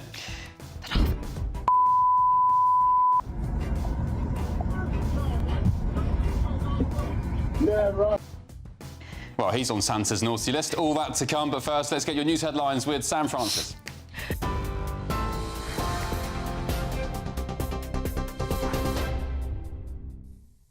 Ben, thank you. Good evening. The top story tonight at 10. Farmers are welcoming what critics are calling a Christmas U-turn by Sir Keir Starmer on inheritance tax. The government has raised the threshold for tax-free family farms from £1 million to £2.5 million, meaning only estates worth more than £5 million will now pay inheritance tax. The move follows intense pressures from farmers and the National Farmers Union, with its president saying the Prime Minister personally intervened. Reform leader Nigel Farage says it is another but welcome U-turn from the Labour Party and a Christmas gift for Britain's farmers. Well, this government's well known for U-turns, but this is a very welcome U-turn. The raising of the threshold to £2.5 million will make an absolutely enormous difference. Sure, some will argue it needs to be even higher, but it is a massive step in the right direction for small family farms right across the country. In other news tonight, 2 Islamic State extremists have been found guilty of plotting what police say could have been the deadliest terror attack in UK history, targeting Manchester's Jewish community. Walid Sadawi and Aymar Hussein were convicted of planning and marauding gun attack after buying assault rifles, handguns and ammunition for a suicide-style assault. Police say the pair carried out surveillance and intended to kill as many people as possible in crowded Jewish areas. Greater Manchester Police said the consequences could have been catastrophic, with the plot stopped only by a major undercover counter-terrorism operation. They have meticulously delivered upon an operation of almost unprecedented complexity. Their work has ensured that the terrorists' vicious anti-Semitism did not manifest itself in the destructive fashion that they fully intended. It was clear throughout this trial that the scale of the offender's hatred toward our Jewish community knew no bounds. The comedian Russell Brand has been charged with further counts of rape and sexual assault, police have confirmed. The new charges relate to 2 additional women and come on top of 5 existing charges involving 4 women, which Brand has already denied. He's due to appear at Westminster Magistrates Court in January, with a trial also scheduled for June at Southwark Crown Court. Police say their investigation is ongoing and they're urging anyone with information to come forward. Police say they will take no further action over chants made during a performance by Bob Vylan at Glastonbury. Avon and Somerset Police say the comments, led by frontman Bobby Vylan during a BBC broadcast set, did not meet the criminal threshold set by the CPS. Officers carried out a voluntary interview last month and say all potential offences were carefully considered. The force added that while the chants caused widespread anger, there was insufficient evidence for a realistic prospect of conviction. And in the US, new documents have been released by the Justice Department, part of the long-awaited files linked to criminal investigations into Jeffrey Epstein. Among the more than 11,000 files is an email asking for inappropriate friends sent from an account signed A at Balmoral to Epstein's associate Ghislaine Maxwell. The 2001 email appears under the alias The Invisible Man. That is a name also linked to an address listed in Epstein's contacts under Duke of York. The emails do not allege any wrongdoing, though, and Andrew Mountbatten Windsor has repeatedly denied any misconduct. Those are the 10 o'clock headlines. I'll be back with you in an hour.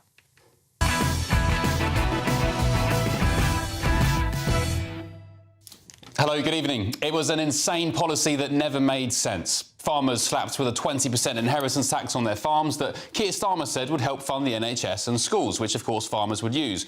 Well, we all know by now that that wasn't true, because by the Treasury's own estimates, the £1 million tax threshold would only have raised the government around £500 million a year.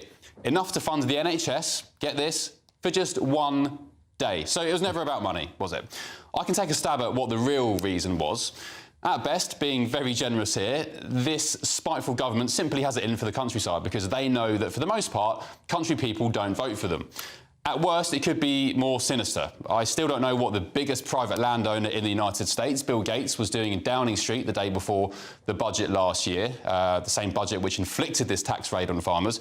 He was there alongside Larry Fink of BlackRock, the CEO of the biggest asset manager in the world. Trillions under management. I'll let you make your own minds up on that one. But today, finally, after organised campaigning and spirited protest from farmers and their supporters, the government has caved in. So we've listened to farmers and businesses across the country, and we want to protect more family farms and businesses. So we're announcing today that we're increasing the inheritance tax threshold for individuals from £1 million to £2.5 million. So that means a couple with an estate worth up to £5 million will pay no inheritance tax when they pass on their estate to the next generation. Well, Merry Christmas, farmers. As you just heard, the inheritance tax rate has been watered down. The threshold on estates has gone from £1 million to £2.5 million. A small victory that, I guess, while better than nothing, does little to remedy the last 15 months of anxiety, stress and outright fear this government has subjected our farmers to. Some have even killed themselves over it, I'm afraid to say. Not that Keir Starmer seemed particularly bothered by that fact, that some people are fast-tracking their own deaths. Is the Prime Minister aware that some farmers who have terminal diagnosis now are actively planning to expedite their own deaths so they hit before April? Is he aware of that? I've had discussions with a number of individuals who've drawn all manner of things to my attention. Well, thanks for your sympathy, Sir Keir Starmer. John Charlesworth, who was 78, who went by his middle name Philip, he was one of those people who took his own life. He was found dead by his son at their farm in Silkstone in Barnsley in October last year. His son, also called Jonathan, described today's U-turn as the best Christmas present for a lot of farmers. Reform leader Nigel Farage also weighed in. Well, this government's well known for U-turns, but this is a very welcome U-turn. The raising of the threshold to £2.5 million will make an absolutely enormous difference. Sure, some will argue it needs to be even higher, but it is a massive step in the right direction for small family farms right across the country. National Farmers Union President Tom Bradshaw also gave his take. This new threshold will go a long way to securing the future of many family farms. While we recognise that there will still be a tax burden for some of you, this will be significantly reduced, and we hope that it'll go a long way to making your Christmas much happier than it would have been otherwise. Well, what this U-turn proves is that not only is this Labour government working off the back of a fag packet, but more importantly, the great British public, you at home, still have a voice that the establishment fears. This has been achieved through courageous protest, fierce debate and the kind of British spirit that should never be underestimated. You, me, our families, together, we should never be underestimated. Well, let's get the thoughts now of my panel. The External Affairs Officer at the Free Speech Union, Connie Shaw, political commentator Jonathan Liss and the writer and broadcaster Candice Holdsworth. Hello again, panel. Oh, excuse me. Bit of exercise for today. Should we talk about turkeys again? Do you fancy that? No, I'm joking. Jonathan, big screeching U-turn from the government. I guess on one hand you have to applaud them, but as I said just then, on the flip side of it, why subject farmers to this stress, this anxiety, and even some of them, unfortunately, an early death with this stupid policy? Well, obviously that's horrific to hear about someone who took their own life, and I express my deep condolences to the family. Look, on this particular issue, I don't think this is I can absolutely understand why farmers were very aggrieved about it. I think at the heart of it was a basic case for fairness from the government, because there were people, and these are not the majority of farmers, but there were people who sought to circumvent inheritance tax by buying up agricultural land and then sort of so they could pass it on to their descendants, their kids, etc., tax-free. And I think that was a loophole the government was trying to close. Obviously, I would expect farmers to do lobbying, and what often happens with these things is that the government introduces a policy and then people will express their profound objections and lobby government, and that's right and proper. And if the government hasn't thought through something, or there are unintended consequences such as farmers selling up, then I would expect them to look at that. But the basic principle of it, which is fairness, is not such a bad one. And I think we also should note that most people have to pay inheritance tax after £325,000, and farmers, even before this, were still getting a lot more than that tax-free, and now they're getting up to £5 million if it's a couple. That's the wider. I mean, I could sit here all night, Candice, and bang on about inheritance tax and how much of a disgusting tax it is. I think it's absolutely horrendous. A horrendous tax where the state circles like a vulture after somebody dies and comes and takes whatever they take. Is this politically a win for Labour, or is it a bad look? I think it's a bad look. I think that it shows, once again, especially after the U-turn on the winter fuel tax, that they're struggling to diagnose the problems correctly, and they're making all the wrong recommendations. You know, these are two things now where they've set the thresholds way too low, caused enormous anxiety and stress. I find it very interesting that Keir Starmer said he was taking this more seriously when he found out that farmers were considering suicide. And you think, but hang on a minute, shouldn't you have researched this before? We all know that farming is something that is deep within your bones. It's something passed down from father to son. You know, if people feel that they have no hope for the future, or the future looks bleak and uncertain, that is going to cause massive unhappiness. And I think we've seen this time and time again. In this time of crisis, they're just not matching up. Connie, what did you make of Keir Starmer's reaction in that select committee meeting when he was told about a farmer who had killed himself? I mean... Are we being a bit harsh on the Prime Minister? I mean, how are you meant to react to that? Obviously, he should know about these things, and, you know, what was it that made them change their mind? I imagine, like you say, Jonathan, probably lobbying, but not just lobbying, but also it seems as though they needed it explaining to them that you do realise this is going to absolutely decimate many farms. Of course, there may be people who are getting through these loopholes, but surely if that was what you wanted to solve, try and fix the loopholes in a different way rather than punishing and going after all farms. I mean, I don't know. Starmer isn't particularly the most emotional person. You know, it's quite hard to see or understand what he believes in, and so I wasn't surprised, but it was deeply cringing. And you can only imagine what the family thought when they saw that reaction. But obviously, it's like the Sun said, it's turned into a good thing at least. But interestingly, obviously, the Labour government has announced this whilst Parliament's in recess over Christmas, so it can be framed as if it wasn't Christmas. Why did they do it in the budget?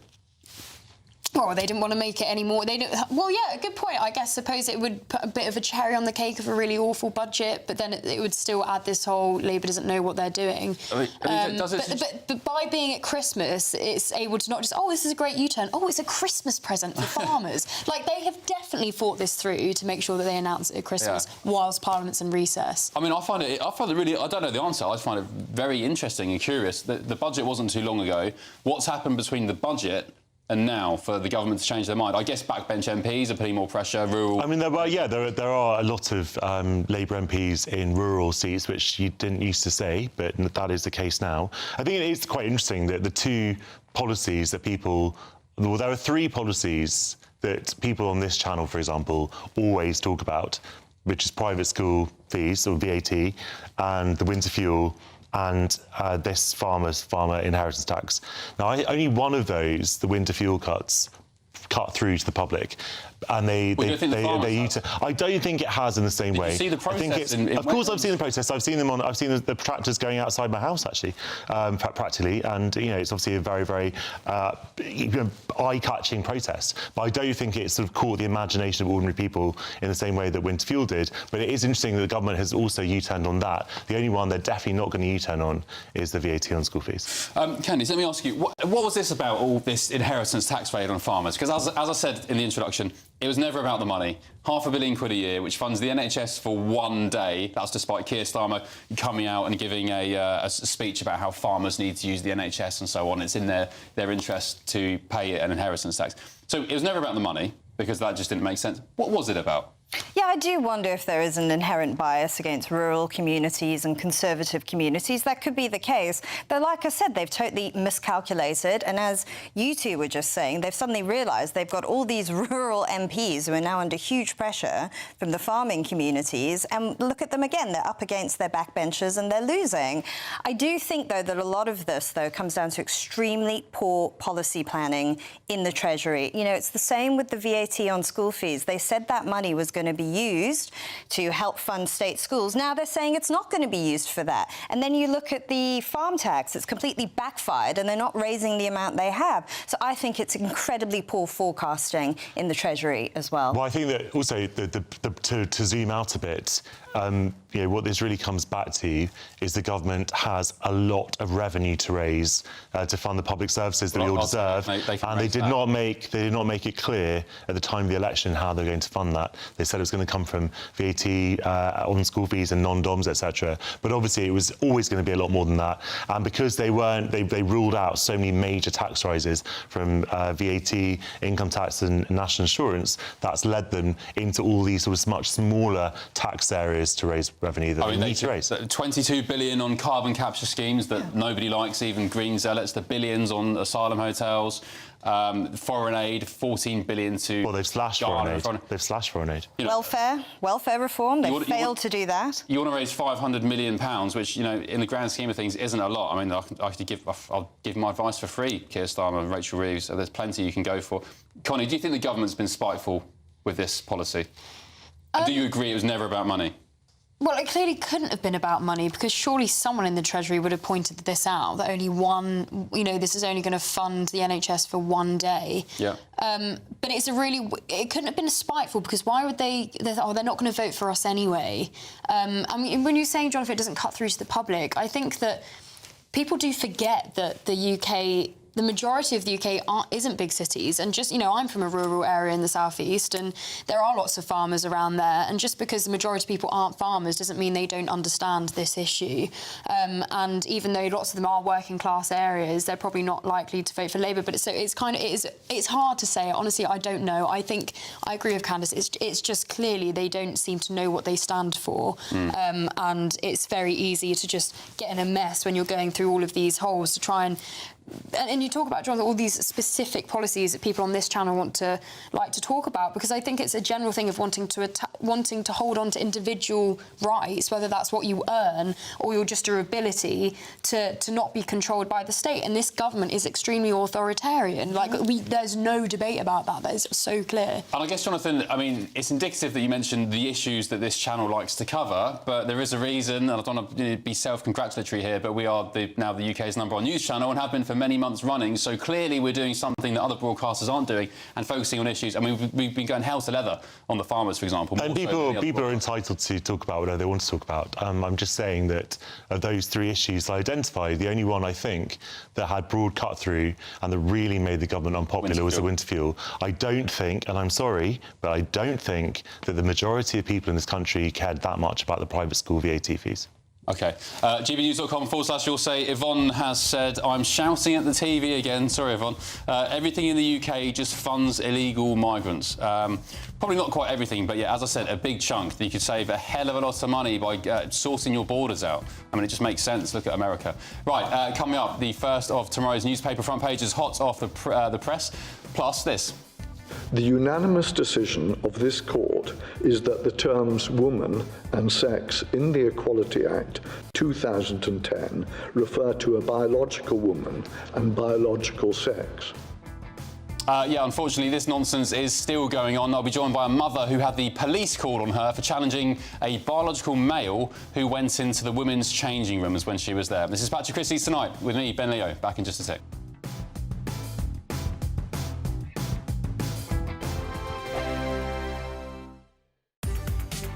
From the school run to the home run, watch a new show for all of Britain. He can say whatever he wants. A straight-talking show where all voices are heard. And, you know, when are we going to stop talking about smashing the gangs and actually do it? With the stories that matter from every part of our country. There's a bit of a crash landing there for your Chancellor. Bold, fearless and standing up for you. That's me, Martin Daubney, 3 p.m. till 6 p.m, weekdays, here only on GB News. The People's Channel, Britain's news channel. Martin Daubney, weekdays from 3 p.m. Well, you're absolutely right. Spot on. I couldn't help feeling that perhaps it was actually just a joke, and they were going to come back in 2 years' time and say, we took you all in. It was, in fact, a joke. Now we're going to produce something more serious, because it's absolutely hilarious and ridiculous. Commercial suicide, I described it as. Well, the individual behind it is no more. What would you like to see from the brand? Presumably not people with asymmetric haircuts in pink dresses with sledgehammers doing precisely zero to do with cars. Well, again, absolutely, you're spot on. I mean, it's just totally unrelated to cars at all. It wasn't even a car in the advert. Jaguar was built on style, and that brought passion for cars. That's what made them different. I remember many years ago, a Jaguar executive in the States saying to me, people say, I like my Mercedes, but I love my Jaguar. It's all about passion. Style engendered that. That's what we've got to have. We need to see a proper, more traditional, stylish, real Jaguar that can build on the brand and the heritage of the past. OK, Philip Paulson, I'm going to put you on the spot now. If you're in charge of the next Jaguar advert, what would it look like? As diametrically opposite and different as it possibly could be from what they produced. I suppose, I mean, I live a little in the past, I admit, although I also think I'm hopefully realistic about the current situation and everything, the present. But I'd like to see the heritage shown. Jaguar were not afraid to talk in the past about their heritage, the Le Mans wins back in the 50s, the E-Type in the 60s. This is what added excitement and luster to the brand. GB News, the People's Channel. Westminster's full of talk, but out here, it's the real world. Am I allowed to talk now? No, that's it. This is where it matters, real people and real lives. That's what politics is all about. The fact is Trump made a good start, no. Straight answers, no spin, and just a couple of pints. How many fingers have I got up? About 10. So join me for Lee Anderson's Real World every Friday at 7 p.m, only on GB News. The People's Channel, Britain's news channel.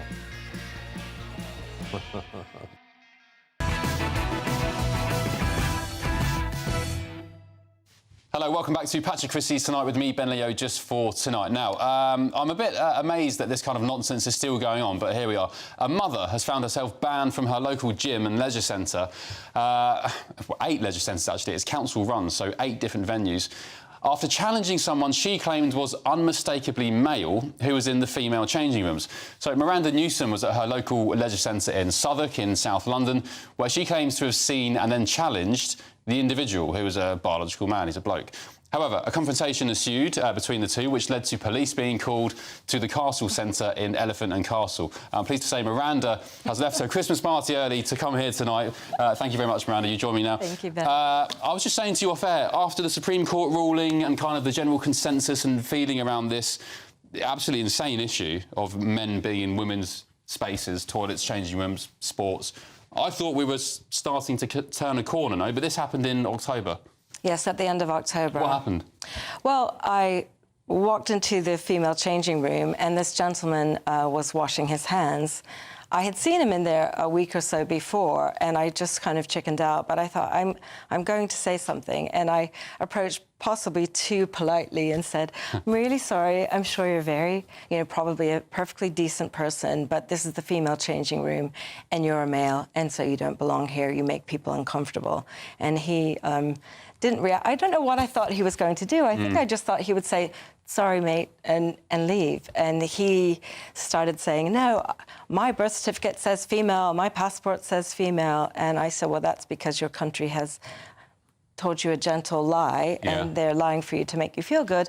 But anyway, he started challenging my right to be there and said, I have more right to be here than you do because of my accent. And what's your immigration status? Where are you even from? No way. Do you even live around Where are you from originally? Where is your accent? I'm from the States. I'm from North Carolina. Ah, my brother lives there.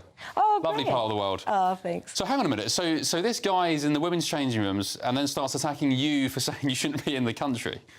No, or questioning why you're in the country. No, just saying he had more right to be in the female changing room than I did. And I said, any woman of any race, any national origin, any immigration status that the council lets into the door, i.e. they've paid a membership or they've paid for a day pass, who's female, has a right to be here, but no males do.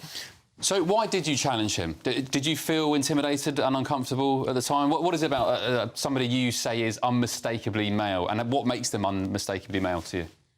Well, actually, women are a lot better at discerning male from female than men are, because that's how we've survived. So our ancestors who were female only survived because they were very good at discerning who the men were and then being more wary around them so they didn't get killed. Sounds really grim. Well, no, it's a fact which, I don't know if you know Dr. Helen Weberly, who I interviewed some weeks ago on my American show when I was there. She was saying to somebody else that it's disputed that the majority of rape victims are women.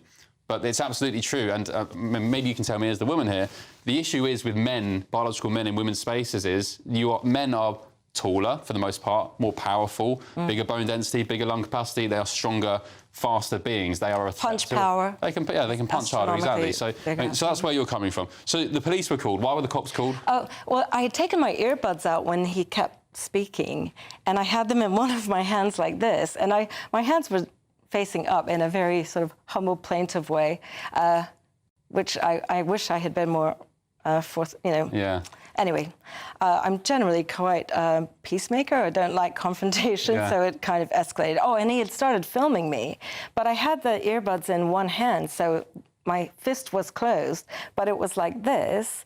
And then he said in a falsetto voice, "You raised a fist at me. I'm calling the police." Oh, so he called the police. What? Yeah, he called the police. I didn't call the police. Goodness me. So he called the police on me, which was quite alarming. So my cortisol, obviously, was really, it was just comical. I mean, outrageous and maddening, but also bizarre. And was there anybody else around? Any other women who were backing you up? So when he was filming, he said, "Does any other woman here have a problem with my being here?"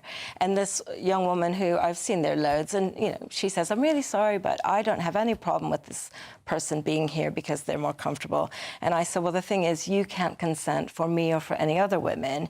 And then a woman walked out of the shower wearing just a towel. And he's filming. I mean, he was facing me, so he didn't get her on camera, but you think, what is going on? Just an extreme sense of, I don't know, maybe you disagree, an extreme sense of entitlement and narcissism. Yes. It's just kind of like, do you get the feeling that that kind of behaviour, the filming, the questioning your migration status, that's kind of like, it's a power play. It's kind of like, I did say what are you going to do about it? I did say to the manager when we went downstairs and we were at the desk for a long time because it was early in the morning, the manager wasn't there yet. And I said, he did become quite stereotypically masculine when Not very ladylike. Well, I think, but that's the interesting thing, because what's happened is I've been banned for not being appropriate, i.e. not kind of ladylike enough in how I responded. And their main gripe with me was that I called this person he, him, and called him a man. And I said, well, I wasn't going to say to the manager, there's a woman in the ladies' changing room, but I feel she shouldn't be there. Because any woman is welcome in the changing room, any race, any religion, any sexuality, all women are welcome, any size, but no men, because lots of men are absolutely fabulous. You, I'm sure, my husband, lots of men are great. 5 is in the post. Are great, but I said, I'm not afraid of being raped in the leisure centre at 8:30 on a Thursday morning, right? It's really busy. But it's not just the physical violence, which is a worry. Women's Rights Network has released a report on violence in leisure centres. And, there have been rapes, assaults, and a lot of voyeurism in mixed-sex changing rooms in leisure centres. But I said, it's not just about being raped or beaten up. It's about privacy and dignity. It's about women having to undress with a man in the room or having to see a man undress, and that's not appropriate. What do you think if that person, if he was sat here now, or there was some other member of the trans community here, sat here now? And by the way, just for the record, I'll say again, I'll say it all the time, I'm sure you agree and many other viewers agree, I have no problem with trans people. Do what you want as a consenting adult, do what you want. My only caveat is, leave the kids alone, stay out of women's sports, stop cheating, and stay out of women's toilets and change rooms. Otherwise, just go and do what you want. What do you think they'd say, though, if they were sat here now to you listening? Well, I mean, I'm sure it feels hurtful, but it's like, well, one of the women said to me, one of the other gym users, female, said to me, oh, but we have to be nice to these people because they've got it so hard. Yeah. And what if this person goes home and kills themselves? And I said, I'm really terribly sorry. You know, mental health is very important, but somebody else's mental health is not my responsibility. I don't have to lie and, you know, prop up someone's philosophy or belief because it's not true. It's like the leisure centers. So the leisure centers' gripe with me was misgendering, but I said, I don't have to lie. Is that why they banned you? So they banned you for what? They banned me for not being appropriate, and the first thing they mentioned was misgendering, and the next was just generally the conversation went on for a long time at the desk. Operations were mentioned, but someone else mentioned operations. But my point about this gentleman who was in the changing room is it's not about him. There's another gentleman. There's a lot. There's another gentleman downstairs in the swim changing room. They have 8 leisure centres, Southwark. There's more than one trans woman in There are, but gym. some of them are using the single-user disabled loo. Right. But there are at least 2 using the female changing rooms. But the problem is not the gentleman. When I spoke to the manager, she said, our policy is we do a case-by-case visual assessment. If the person is basically trying really hard That's ridiculous. and looks enough like the sex they aspire to be, we let them in. And I said, so a pretty man who hasn't had any surgery and doesn't have a GRC can go in. So it just depends how much money you've got, how much surgery you've had, and it's ridiculous. What about the guy who can't get rid of his beard? He's got a persistent shadow, but he's had an operation, he's got a GRC. Got it. So they could be sued for that. Anyway, so you're not going back to Southwark gyms anytime soon. What's your message to them tonight, very briefly? Well, you've had since April. They told me they are evaluating the policy. April, the Supreme Court clarified the law. The law hasn't changed. They told me even if they change their policy, they'll have to refit the building. I said, no, you put a sign on the ladies that says female people only and enforce it.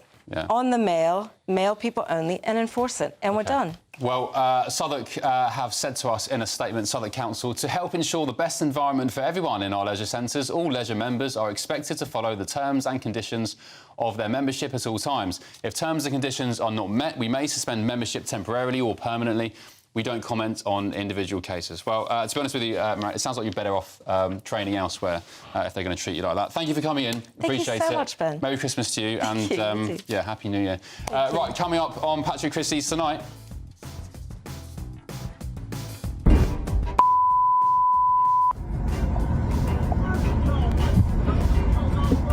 Yeah, right.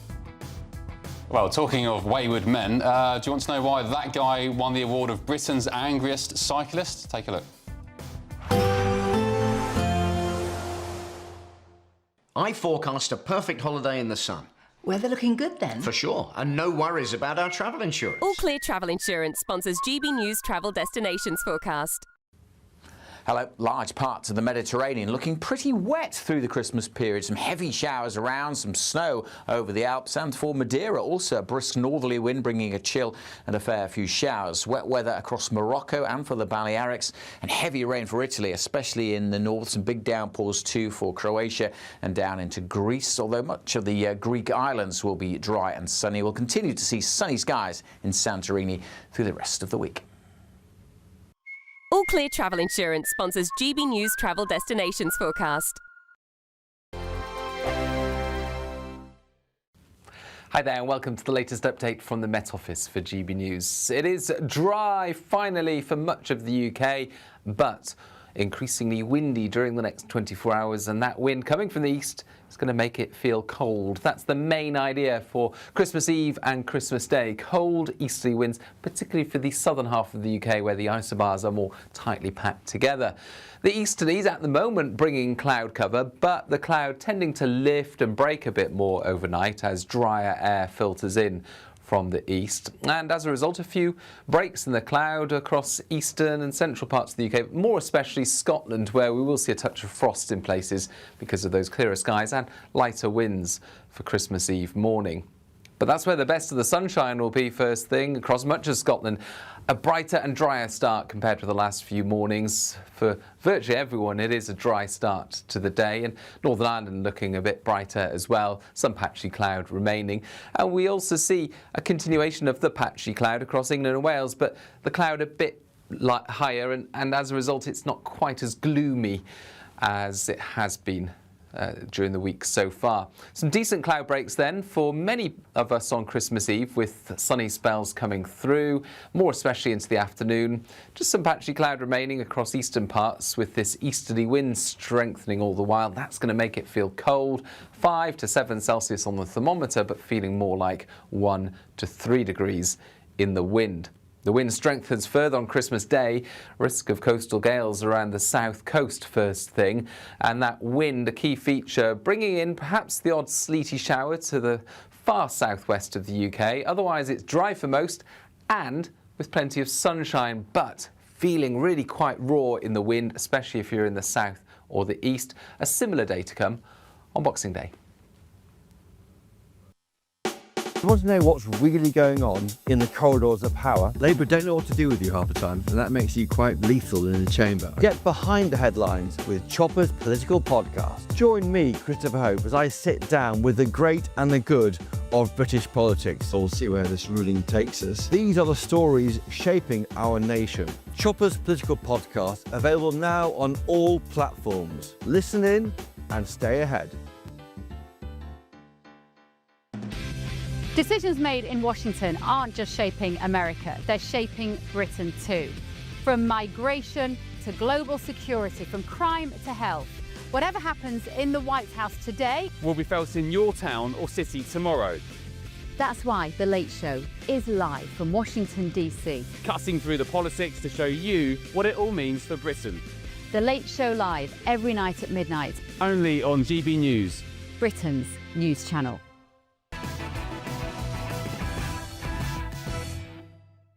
Hello, welcome back to Patrick Christys tonight with me, Ben Leo. Let's look at the first of tomorrow's newspaper front pages, which have just dropped hot off the press, starting with the Daily Telegraph. The headline reads, "Find me inappropriate friends." This is the latest in the Epstein scandal involving the once was Prince Andrew. Andrew asked sex trafficker Maxwell for fun girls in Epstein file emails. The latest release also claims that Trump has a love for young women. The Mail, Daily Mail, again, there's one theme here. Epstein files bombshell, sleazy emails sent to Ghislaine, and why FBI wanted to grill Andrew over links to 2 super-rich sex traffickers. And also they run on the U-turn on farmers' inheritance tax. The Sun, same again. Find fun girls for Andrew, according to emails. The Daily Express, the fight goes on to completely scrap farm raid. The Express calling for not just a watering down of the threshold, but the absolute abolition of it. And The Guardian, Andrew faces new pressure after Epstein files reveal girls' email. And The Independent, farmers cheer as Starmer U-turns on tractor tax raid. And The Eye, Andrew, fun girls and inappropriate friends. Epstein files reveal new email exchanges. My panel back with me, Candice Holdsworth, Connie Shaw, Jonathan Liss. I guess, Jonathan, you just mentioned actually, yesterday was the Sun front page about Andrew, nearly call him Prince Andrew, Andrew's gun licence being taken away, the shotgun licence, by police. We still don't know why. I speculated that it was possibly to do with mental health. Charlotte Griffiths, the editor-at-large of the Mail on Sunday, has said that sources close to the royal family suggested Andrew was in a bad way. Right. You can understand that. Right. Do you think the fact he had his gun licence taken away preempted these headlines today, the trove of Epstein emails? I have no idea, Ben, but what I suspect is that people something of what was in these emails. I mean, it's just pure speculation, obviously, but if this headline had come out while he was still Prince Andrew, I think it would have put the king, in particular, under immense pressure. I think the king would then have had to remove the prince title from Andrew. And then it would have looked like the king was responding yet again to events and yet again on the back foot. And so the fact that he did this in October, I think it was, 2 months before this, allowed the royal family to look as though they're on the front foot and preemptively deciding that Andrew is no longer fit to have his royal title. Candice, do you think enough is enough when it comes to Andrew? Yes, there's big question marks about his behaviour. Yes, he lied about the Newsnight interview.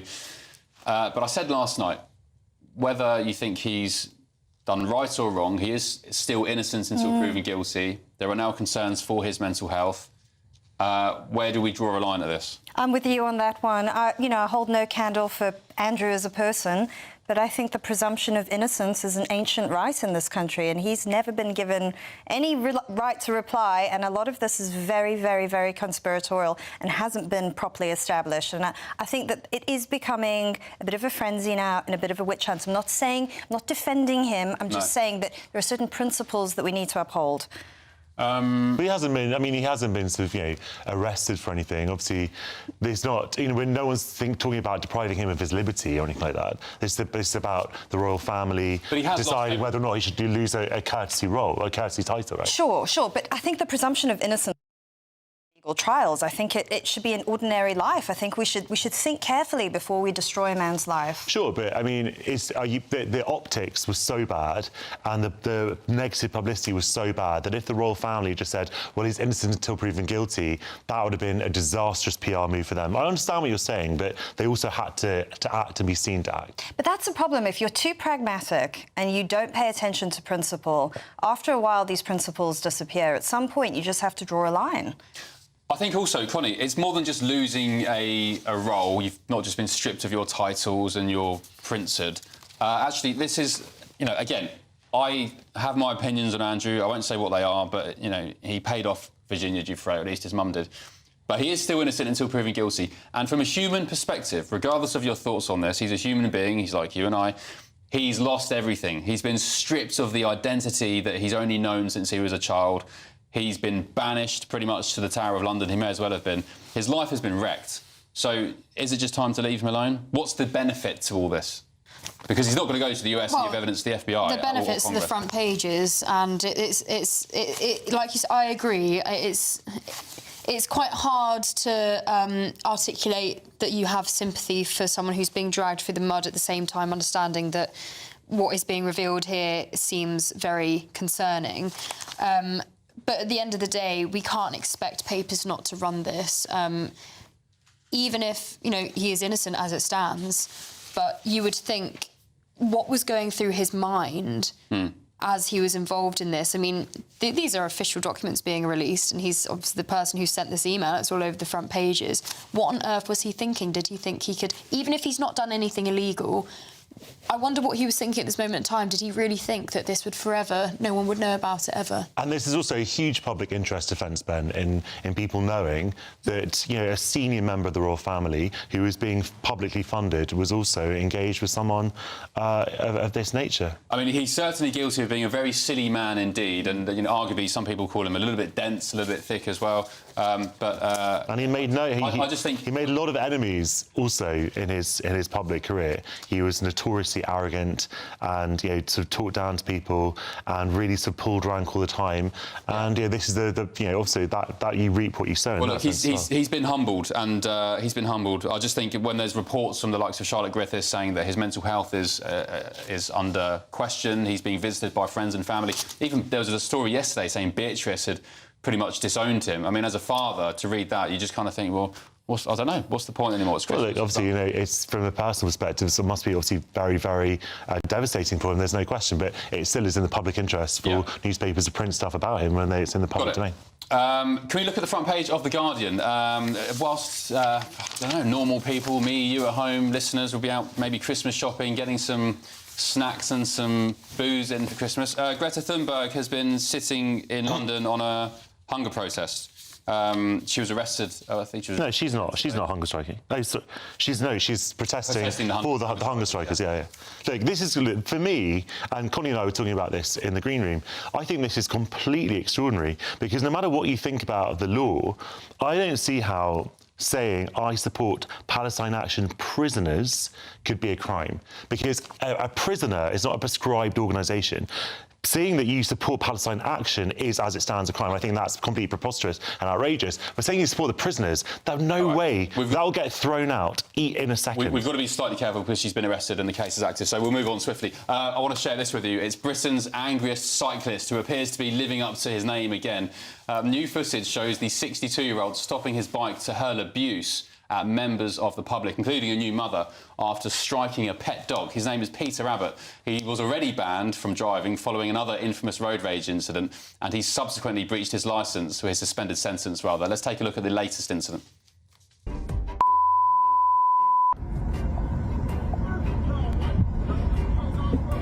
Yeah, right. Yeah, I don't like filming me, do I?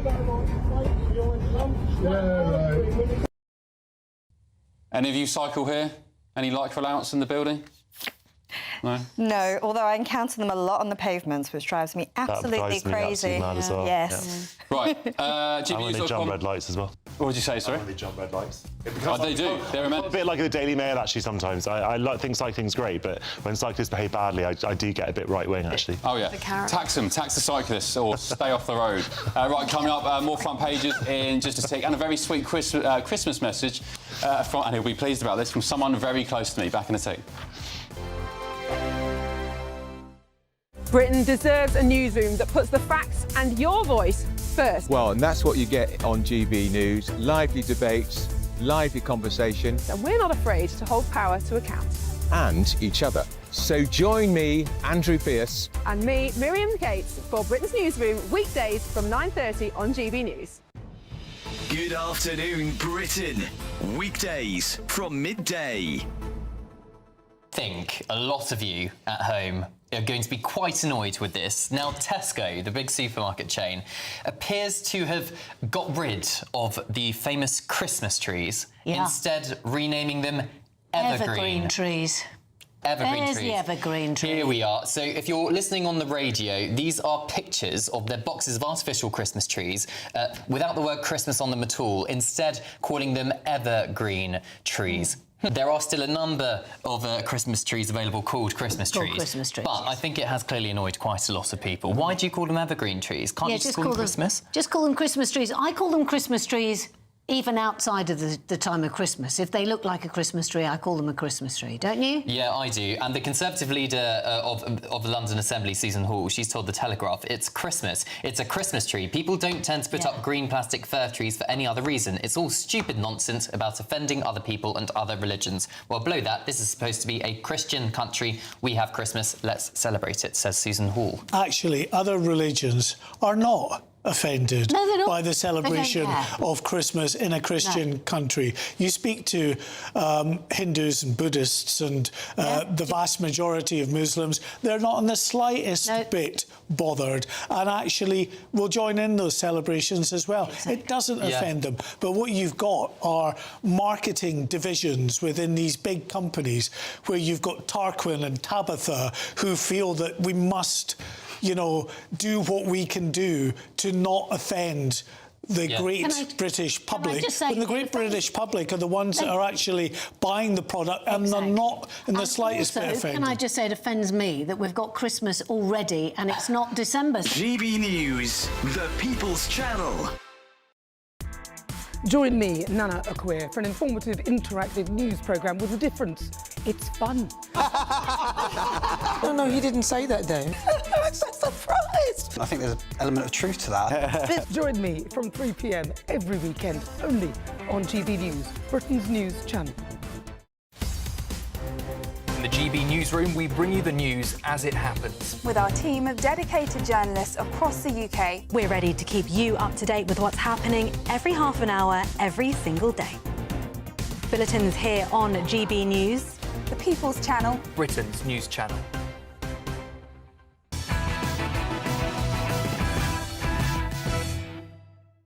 Welcome back to Patrick Christys tonight with me, Ben Leo. 2 more papers have just dropped, including The Times.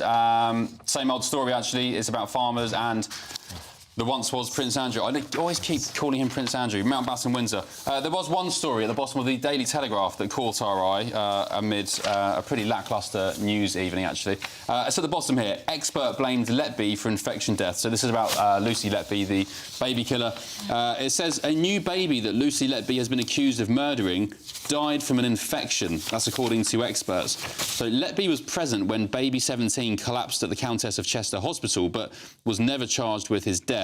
Last month, the prosecution's chief expert at trial said he believed the former nurse interfered with the child's breathing tube. But in fact, this is according to this news story, medical notes show that specialists in Liverpool believe the baby was critically ill and died from a respiratory infection. Candice, what's your thoughts on the whole Letby saga? Is there a question there, or is it just clear as day? Well, I'm glad that we have a system that can allow for this, where people can come forward, they can say, I dispute this as an expert, I dispute this. There's always the case to be made that maybe we got things wrong. I think that's the beauty of our adversarial legal system. I mean, a lot of this is deeply, deeply specialist medical evidence. And what's fascinating to me is that they can disagree over it. People with the same level of knowledge and expertise can come to 2 totally different conclusions. So observing this has been quite interesting to me. And I can't say that I have the medical expertise to assess it, but I'm glad that we have a system that does allow for that does allow for possible corrections. Connie, the one thing for me in this case was the sort of diaries and the notes from Letby saying, I did it, I'm an evil person. But then viewers were telling me, well, no, that's part of a sort of rehab therapy process where you put your your darkest fears or something, and you basically get them out your system. So I don't know. Yeah, that's what I heard as well. I mean, it's impossible to know. I haven't followed the case closely, but I agree with you, Candice, that it's helpful that we have experts. But then when you have experts on both sides and they're saying contradictory things, then where do you go? You need another expert, and now we're just like this. And how is this is such a tricky case when it comes to medical malpractice for the judiciary, because individual judges aren't able to, they don't necessarily have a medical background, and so they're just relying on what the experts say. And if there are 2 people saying contrary things, and what we meant to do with this, I think it's one of the most bizarre cases, and obviously tragic because babies have died. You're almost making the case for these specialist cases to be heard by judges instead of juries, but that's not. Or by a jury. Yeah, but by a jury. Yeah, but obviously I'm being facetious because the government's not planning to scrap jury trials for murders. But on a serious point, with the Letby thing, having read a lot of the evidence from these experts, it seems as though her defence did let her down. I'm not saying, I don't know whether she's guilty or innocent, but it does seem that the conviction was unsafe based on the evidence that was heard in court. I also think as well, a lot of people don't have faith in the NHS maternity system, and I think that's why a lot of people have been defending her, because I think any of us who've been through that know how dysfunctional it is. Yeah, I've heard a lot about that. There was Sophie Ridge was talking the other day about how, for example, what was she saying? About how if a mother has lost her baby or something, simple things like the mother would be put onto a ward with new mums, and how would that make a mother going through that feel? The NHS were great when my first child was born. He was 6 weeks early, he was in special care, and I've got nothing but praise for them, but I do hear that a lot about maternity services and so on. Right, let's have one last whiz through the papers tomorrow. The Daily Telegraph headline is "Find me inappropriate friends." No, not me, that's the words of the once Prince Andrew. The Mirror, "Find me some friends." And, yeah, that's pretty much it. There's no point going through all of them because it's the same stories. Right, before I go, I promised my eldest son a little treat tonight because he made me a really sweet Christmas card. And I said, he's been asking me for 5 or 6 days now, please show it on air and say hello to me. So this is from, my 2 sons, Jude and Zach. There we go. It says, "Happy Christmas, Daddy." And I was particularly touched by the message inside. Of course, I've been working in America this year for 4 months away from home. It says, "To Daddy, even when you're at work, you are still in my heart. Love from Jude and Zach." And to me, there it is. To me, I just, I don't know, I hope it sort of invigorates memories of you and grandchildren and children for Christmas and how beautiful and amazing kids are.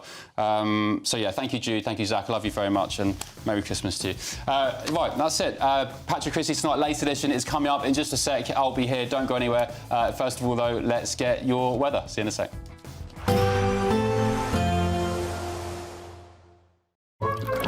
Warm and cosy, with a chance of zero visibility. Boxed Boilers sponsors the weather. on GB News. Hi there and welcome to the latest update from the Met Office for GB News. It is dry finally for much of the UK, but increasingly windy during the next 24 hours, and that wind coming from the east is going to make it feel cold. That's the main idea for Christmas Eve and Christmas Day. Cold easterly winds, particularly for the southern half of the UK where the isobars are more tightly packed together. The easterlies at the moment bringing cloud cover, but the cloud tending to lift and break a bit more overnight as drier air filters in from the east, and as a result a few breaks in the cloud across eastern and central parts of the UK, more especially Scotland, where we will see a touch of frost in places because of those clearer skies and lighter winds for Christmas Eve morning. But that's where the best of the sunshine will be first thing across much of Scotland. A brighter and drier start compared to the last few mornings. For virtually everyone, it is a dry start to the day, and Northern Ireland looking a bit brighter as well. Some patchy cloud remaining. And we also see a continuation of the patchy cloud across England and Wales, but the cloud a bit higher, and as a result, it's not quite as gloomy as it has been during the week so far. Some decent cloud breaks then for many of us on Christmas Eve, with sunny spells coming through, more especially into the afternoon. Just some patchy cloud remaining across eastern parts, with this easterly wind strengthening all the while. That's going to make it feel cold, 5 to 7 Celsius on the thermometer, but feeling more like 1 to 3 degrees in the wind. The wind strengthens further on Christmas Day, risk of coastal gales around the south coast first thing, and that wind a key feature, bringing in perhaps the odd sleety shower to the far southwest of the UK. Otherwise it's dry for most and with plenty of sunshine, but feeling really quite raw in the wind, especially if you're in the south or the east. A similar day to come on Boxing Day. Warm and cosy, with a chance of zero visibility. Boxed Boilers sponsors the weather on GB News. Right, coming up in just a few ticks, Patrick Christys tonight, late edition with me, Ben Leo, just for tonight. Of course, only one story dominates the front pages. The once was Prince Andrew, with more questions to answer over his involvement with Jeffrey Epstein. And also a really interesting interview in The Sun, which I want to share with you, from Kemi Badenoch, the Conservative leader. She's been asked, amongst other things, her tactics at PMQs, getting Brits off benefits, but also, would she rather have a night out with Nigel Farage or Sir Keir Starmer? What about you? Who would you rather have a booze up with, Nigel or Keir? All that and more in just a few ticks. This Christmas, we're giving you the chance to win our biggest cash prize of the year. An incredible £85,000 in tax-free cash could be yours. And we've come to the fabulously festive Aurora Collection Resort here in Lapland to celebrate.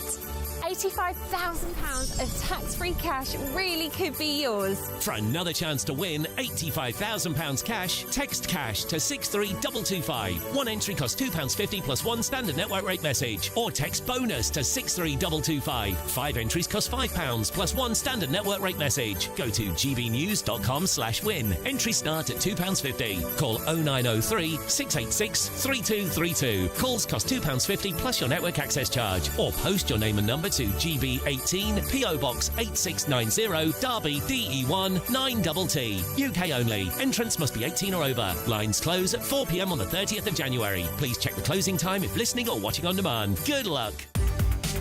From the school run to the home run, watch a new show for all of Britain. He can say whatever he wants. A straight talking show where all voices are heard.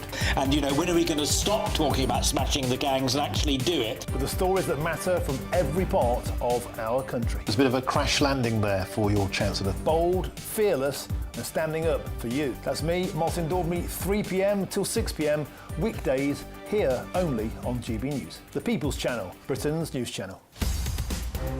In the GB newsroom, we bring you the news as it happens. With our team of dedicated journalists across the UK. We're ready to keep you up to date with what's happening every half an hour, every single day. Bulletins here on GB News. The People's Channel. Britain's news channel. Westminster's full of talk, but out here, it's the real world. Am I allowed to talk now? No, that's it. This is where it matters, real people and real lives. That's what politics is all about. In fact, has Trump made a good start?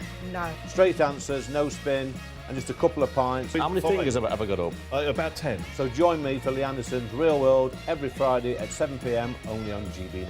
The People's Channel, Britain's news channel. This Christmas, we're inviting you to join the GB News family for an occasion filled with joy.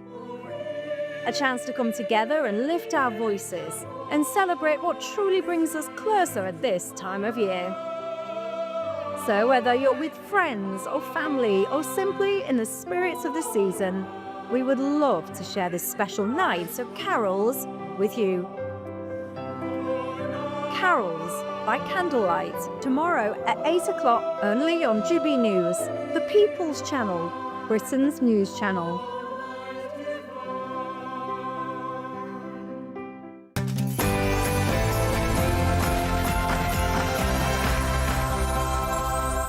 Hello, good evening, I'm Ben Leo and this is Patrick Christys Tonight, late edition and breaking tonight. 85% of farming estates who claim agricultural property relief will now pay no inheritance tax. Well, it appears she's excited. It could be a very Merry Christmas for farmers as the government finally U-turns and heavily waters down its inheritance tax raid. Also tonight. You just keep going on the Epstein files. And what the Epstein is a Democrat hoax. The latest Epstein Files dump has proved even more damning for Andrew Mountbatten Windsor as they reveal he asked Ghislaine Maxwell to find him some, quote, inappropriate friends. And it was clear throughout this trial that the scale of the offender's hatred toward our Jewish community knew no bounds. In what could have been the worst attack in British history, 2 men have been convicted for plotting an ISIS-inspired terror assault on Great Britain.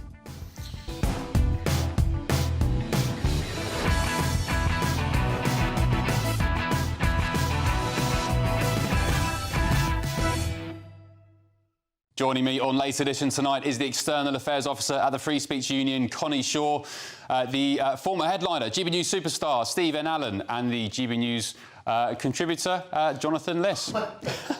First, let's get your news headlines with Sam Francis.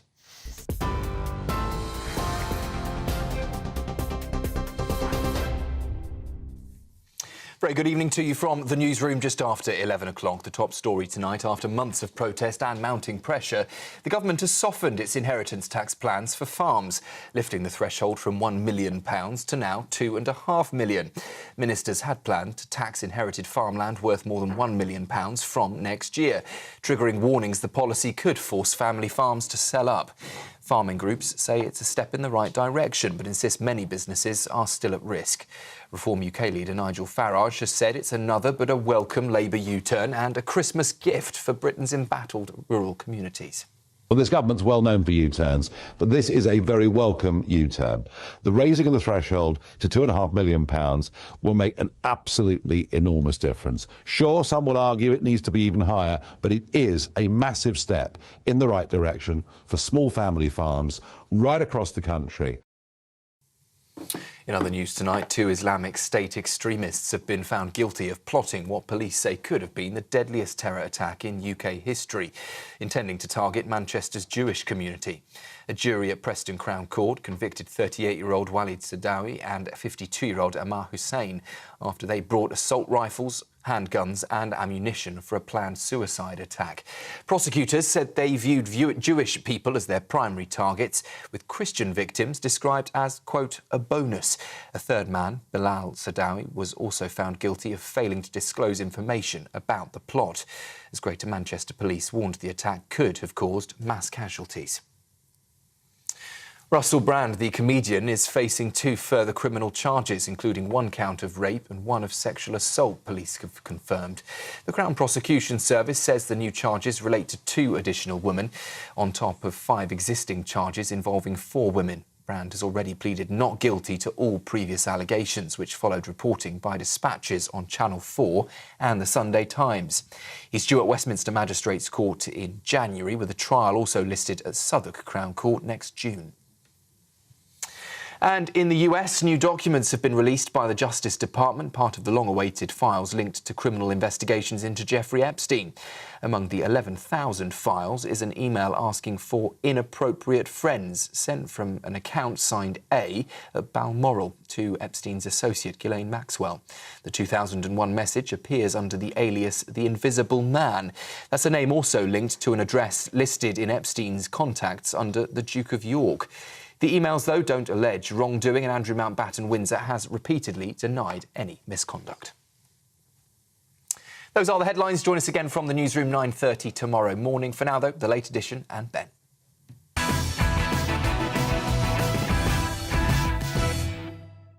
Hello, welcome to Late Edition with me, Ben Leo, just for tonight. Let's get straight to Wednesday's front pages, shall we? Starting with the Daily Telegraph. Actually, it's one story that dominates. It's Andrew Mountbatten Windsor. Find me inappropriate friends. That's according to new emails in the Epstein files, allegedly from Andrew. The Mail, Starmer's humiliating U-turn on family farm tax, and Andrew features at the top there.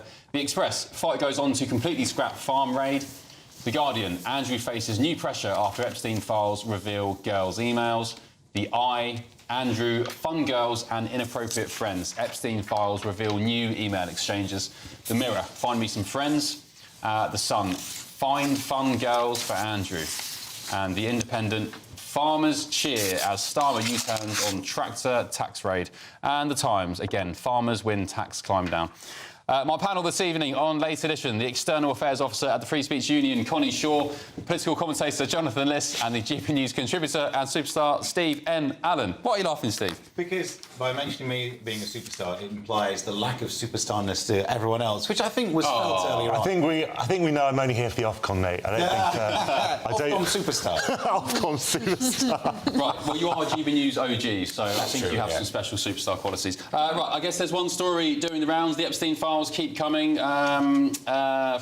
Steve, your thoughts? Andrew implicated again, apparently asking for inappropriate friends. Let's look at the Telegraph, shall we? Yeah, I mean, the word inappropriate is doing most of the work there, although I love the fact that the Mirror has gone with just the edited version of Find Me Some Friends, which is pathetic, isn't it? Imagine how lowly, Find Me Some Friends. But, I mean, all of this doesn't lead towards anyone thinking there's a criminal thing we know about. All the details doesn't look like it's criminal, but it's all about ick, isn't it? You can lose your job in a company if you damage the reputation of the company, and that's what this is about, isn't it? It's bringing the reputation of the royal family into disrepute. So, of course, that's what's happened. He's lost that status. And it's not even about proving whether it happened or not. It's just the reputation and the ick. So, I know earlier on you're having a bit of sympathy for him. I ain't got no sympathy. If you're sending an email, someone who's got the nickname of The Invisible Man, which actually doesn't really fit Andrew. I imagine he's pretty darn visible. I think sympathy is a bit of a strong word, but I just think...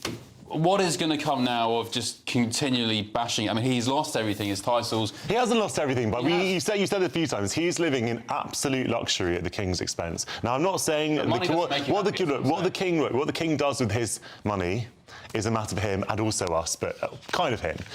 So if he wants to support his brother, then that's up to him, I guess. But it's not fair to say he's lost everything. He's very comfortable. But what does sorry, Steve, go on.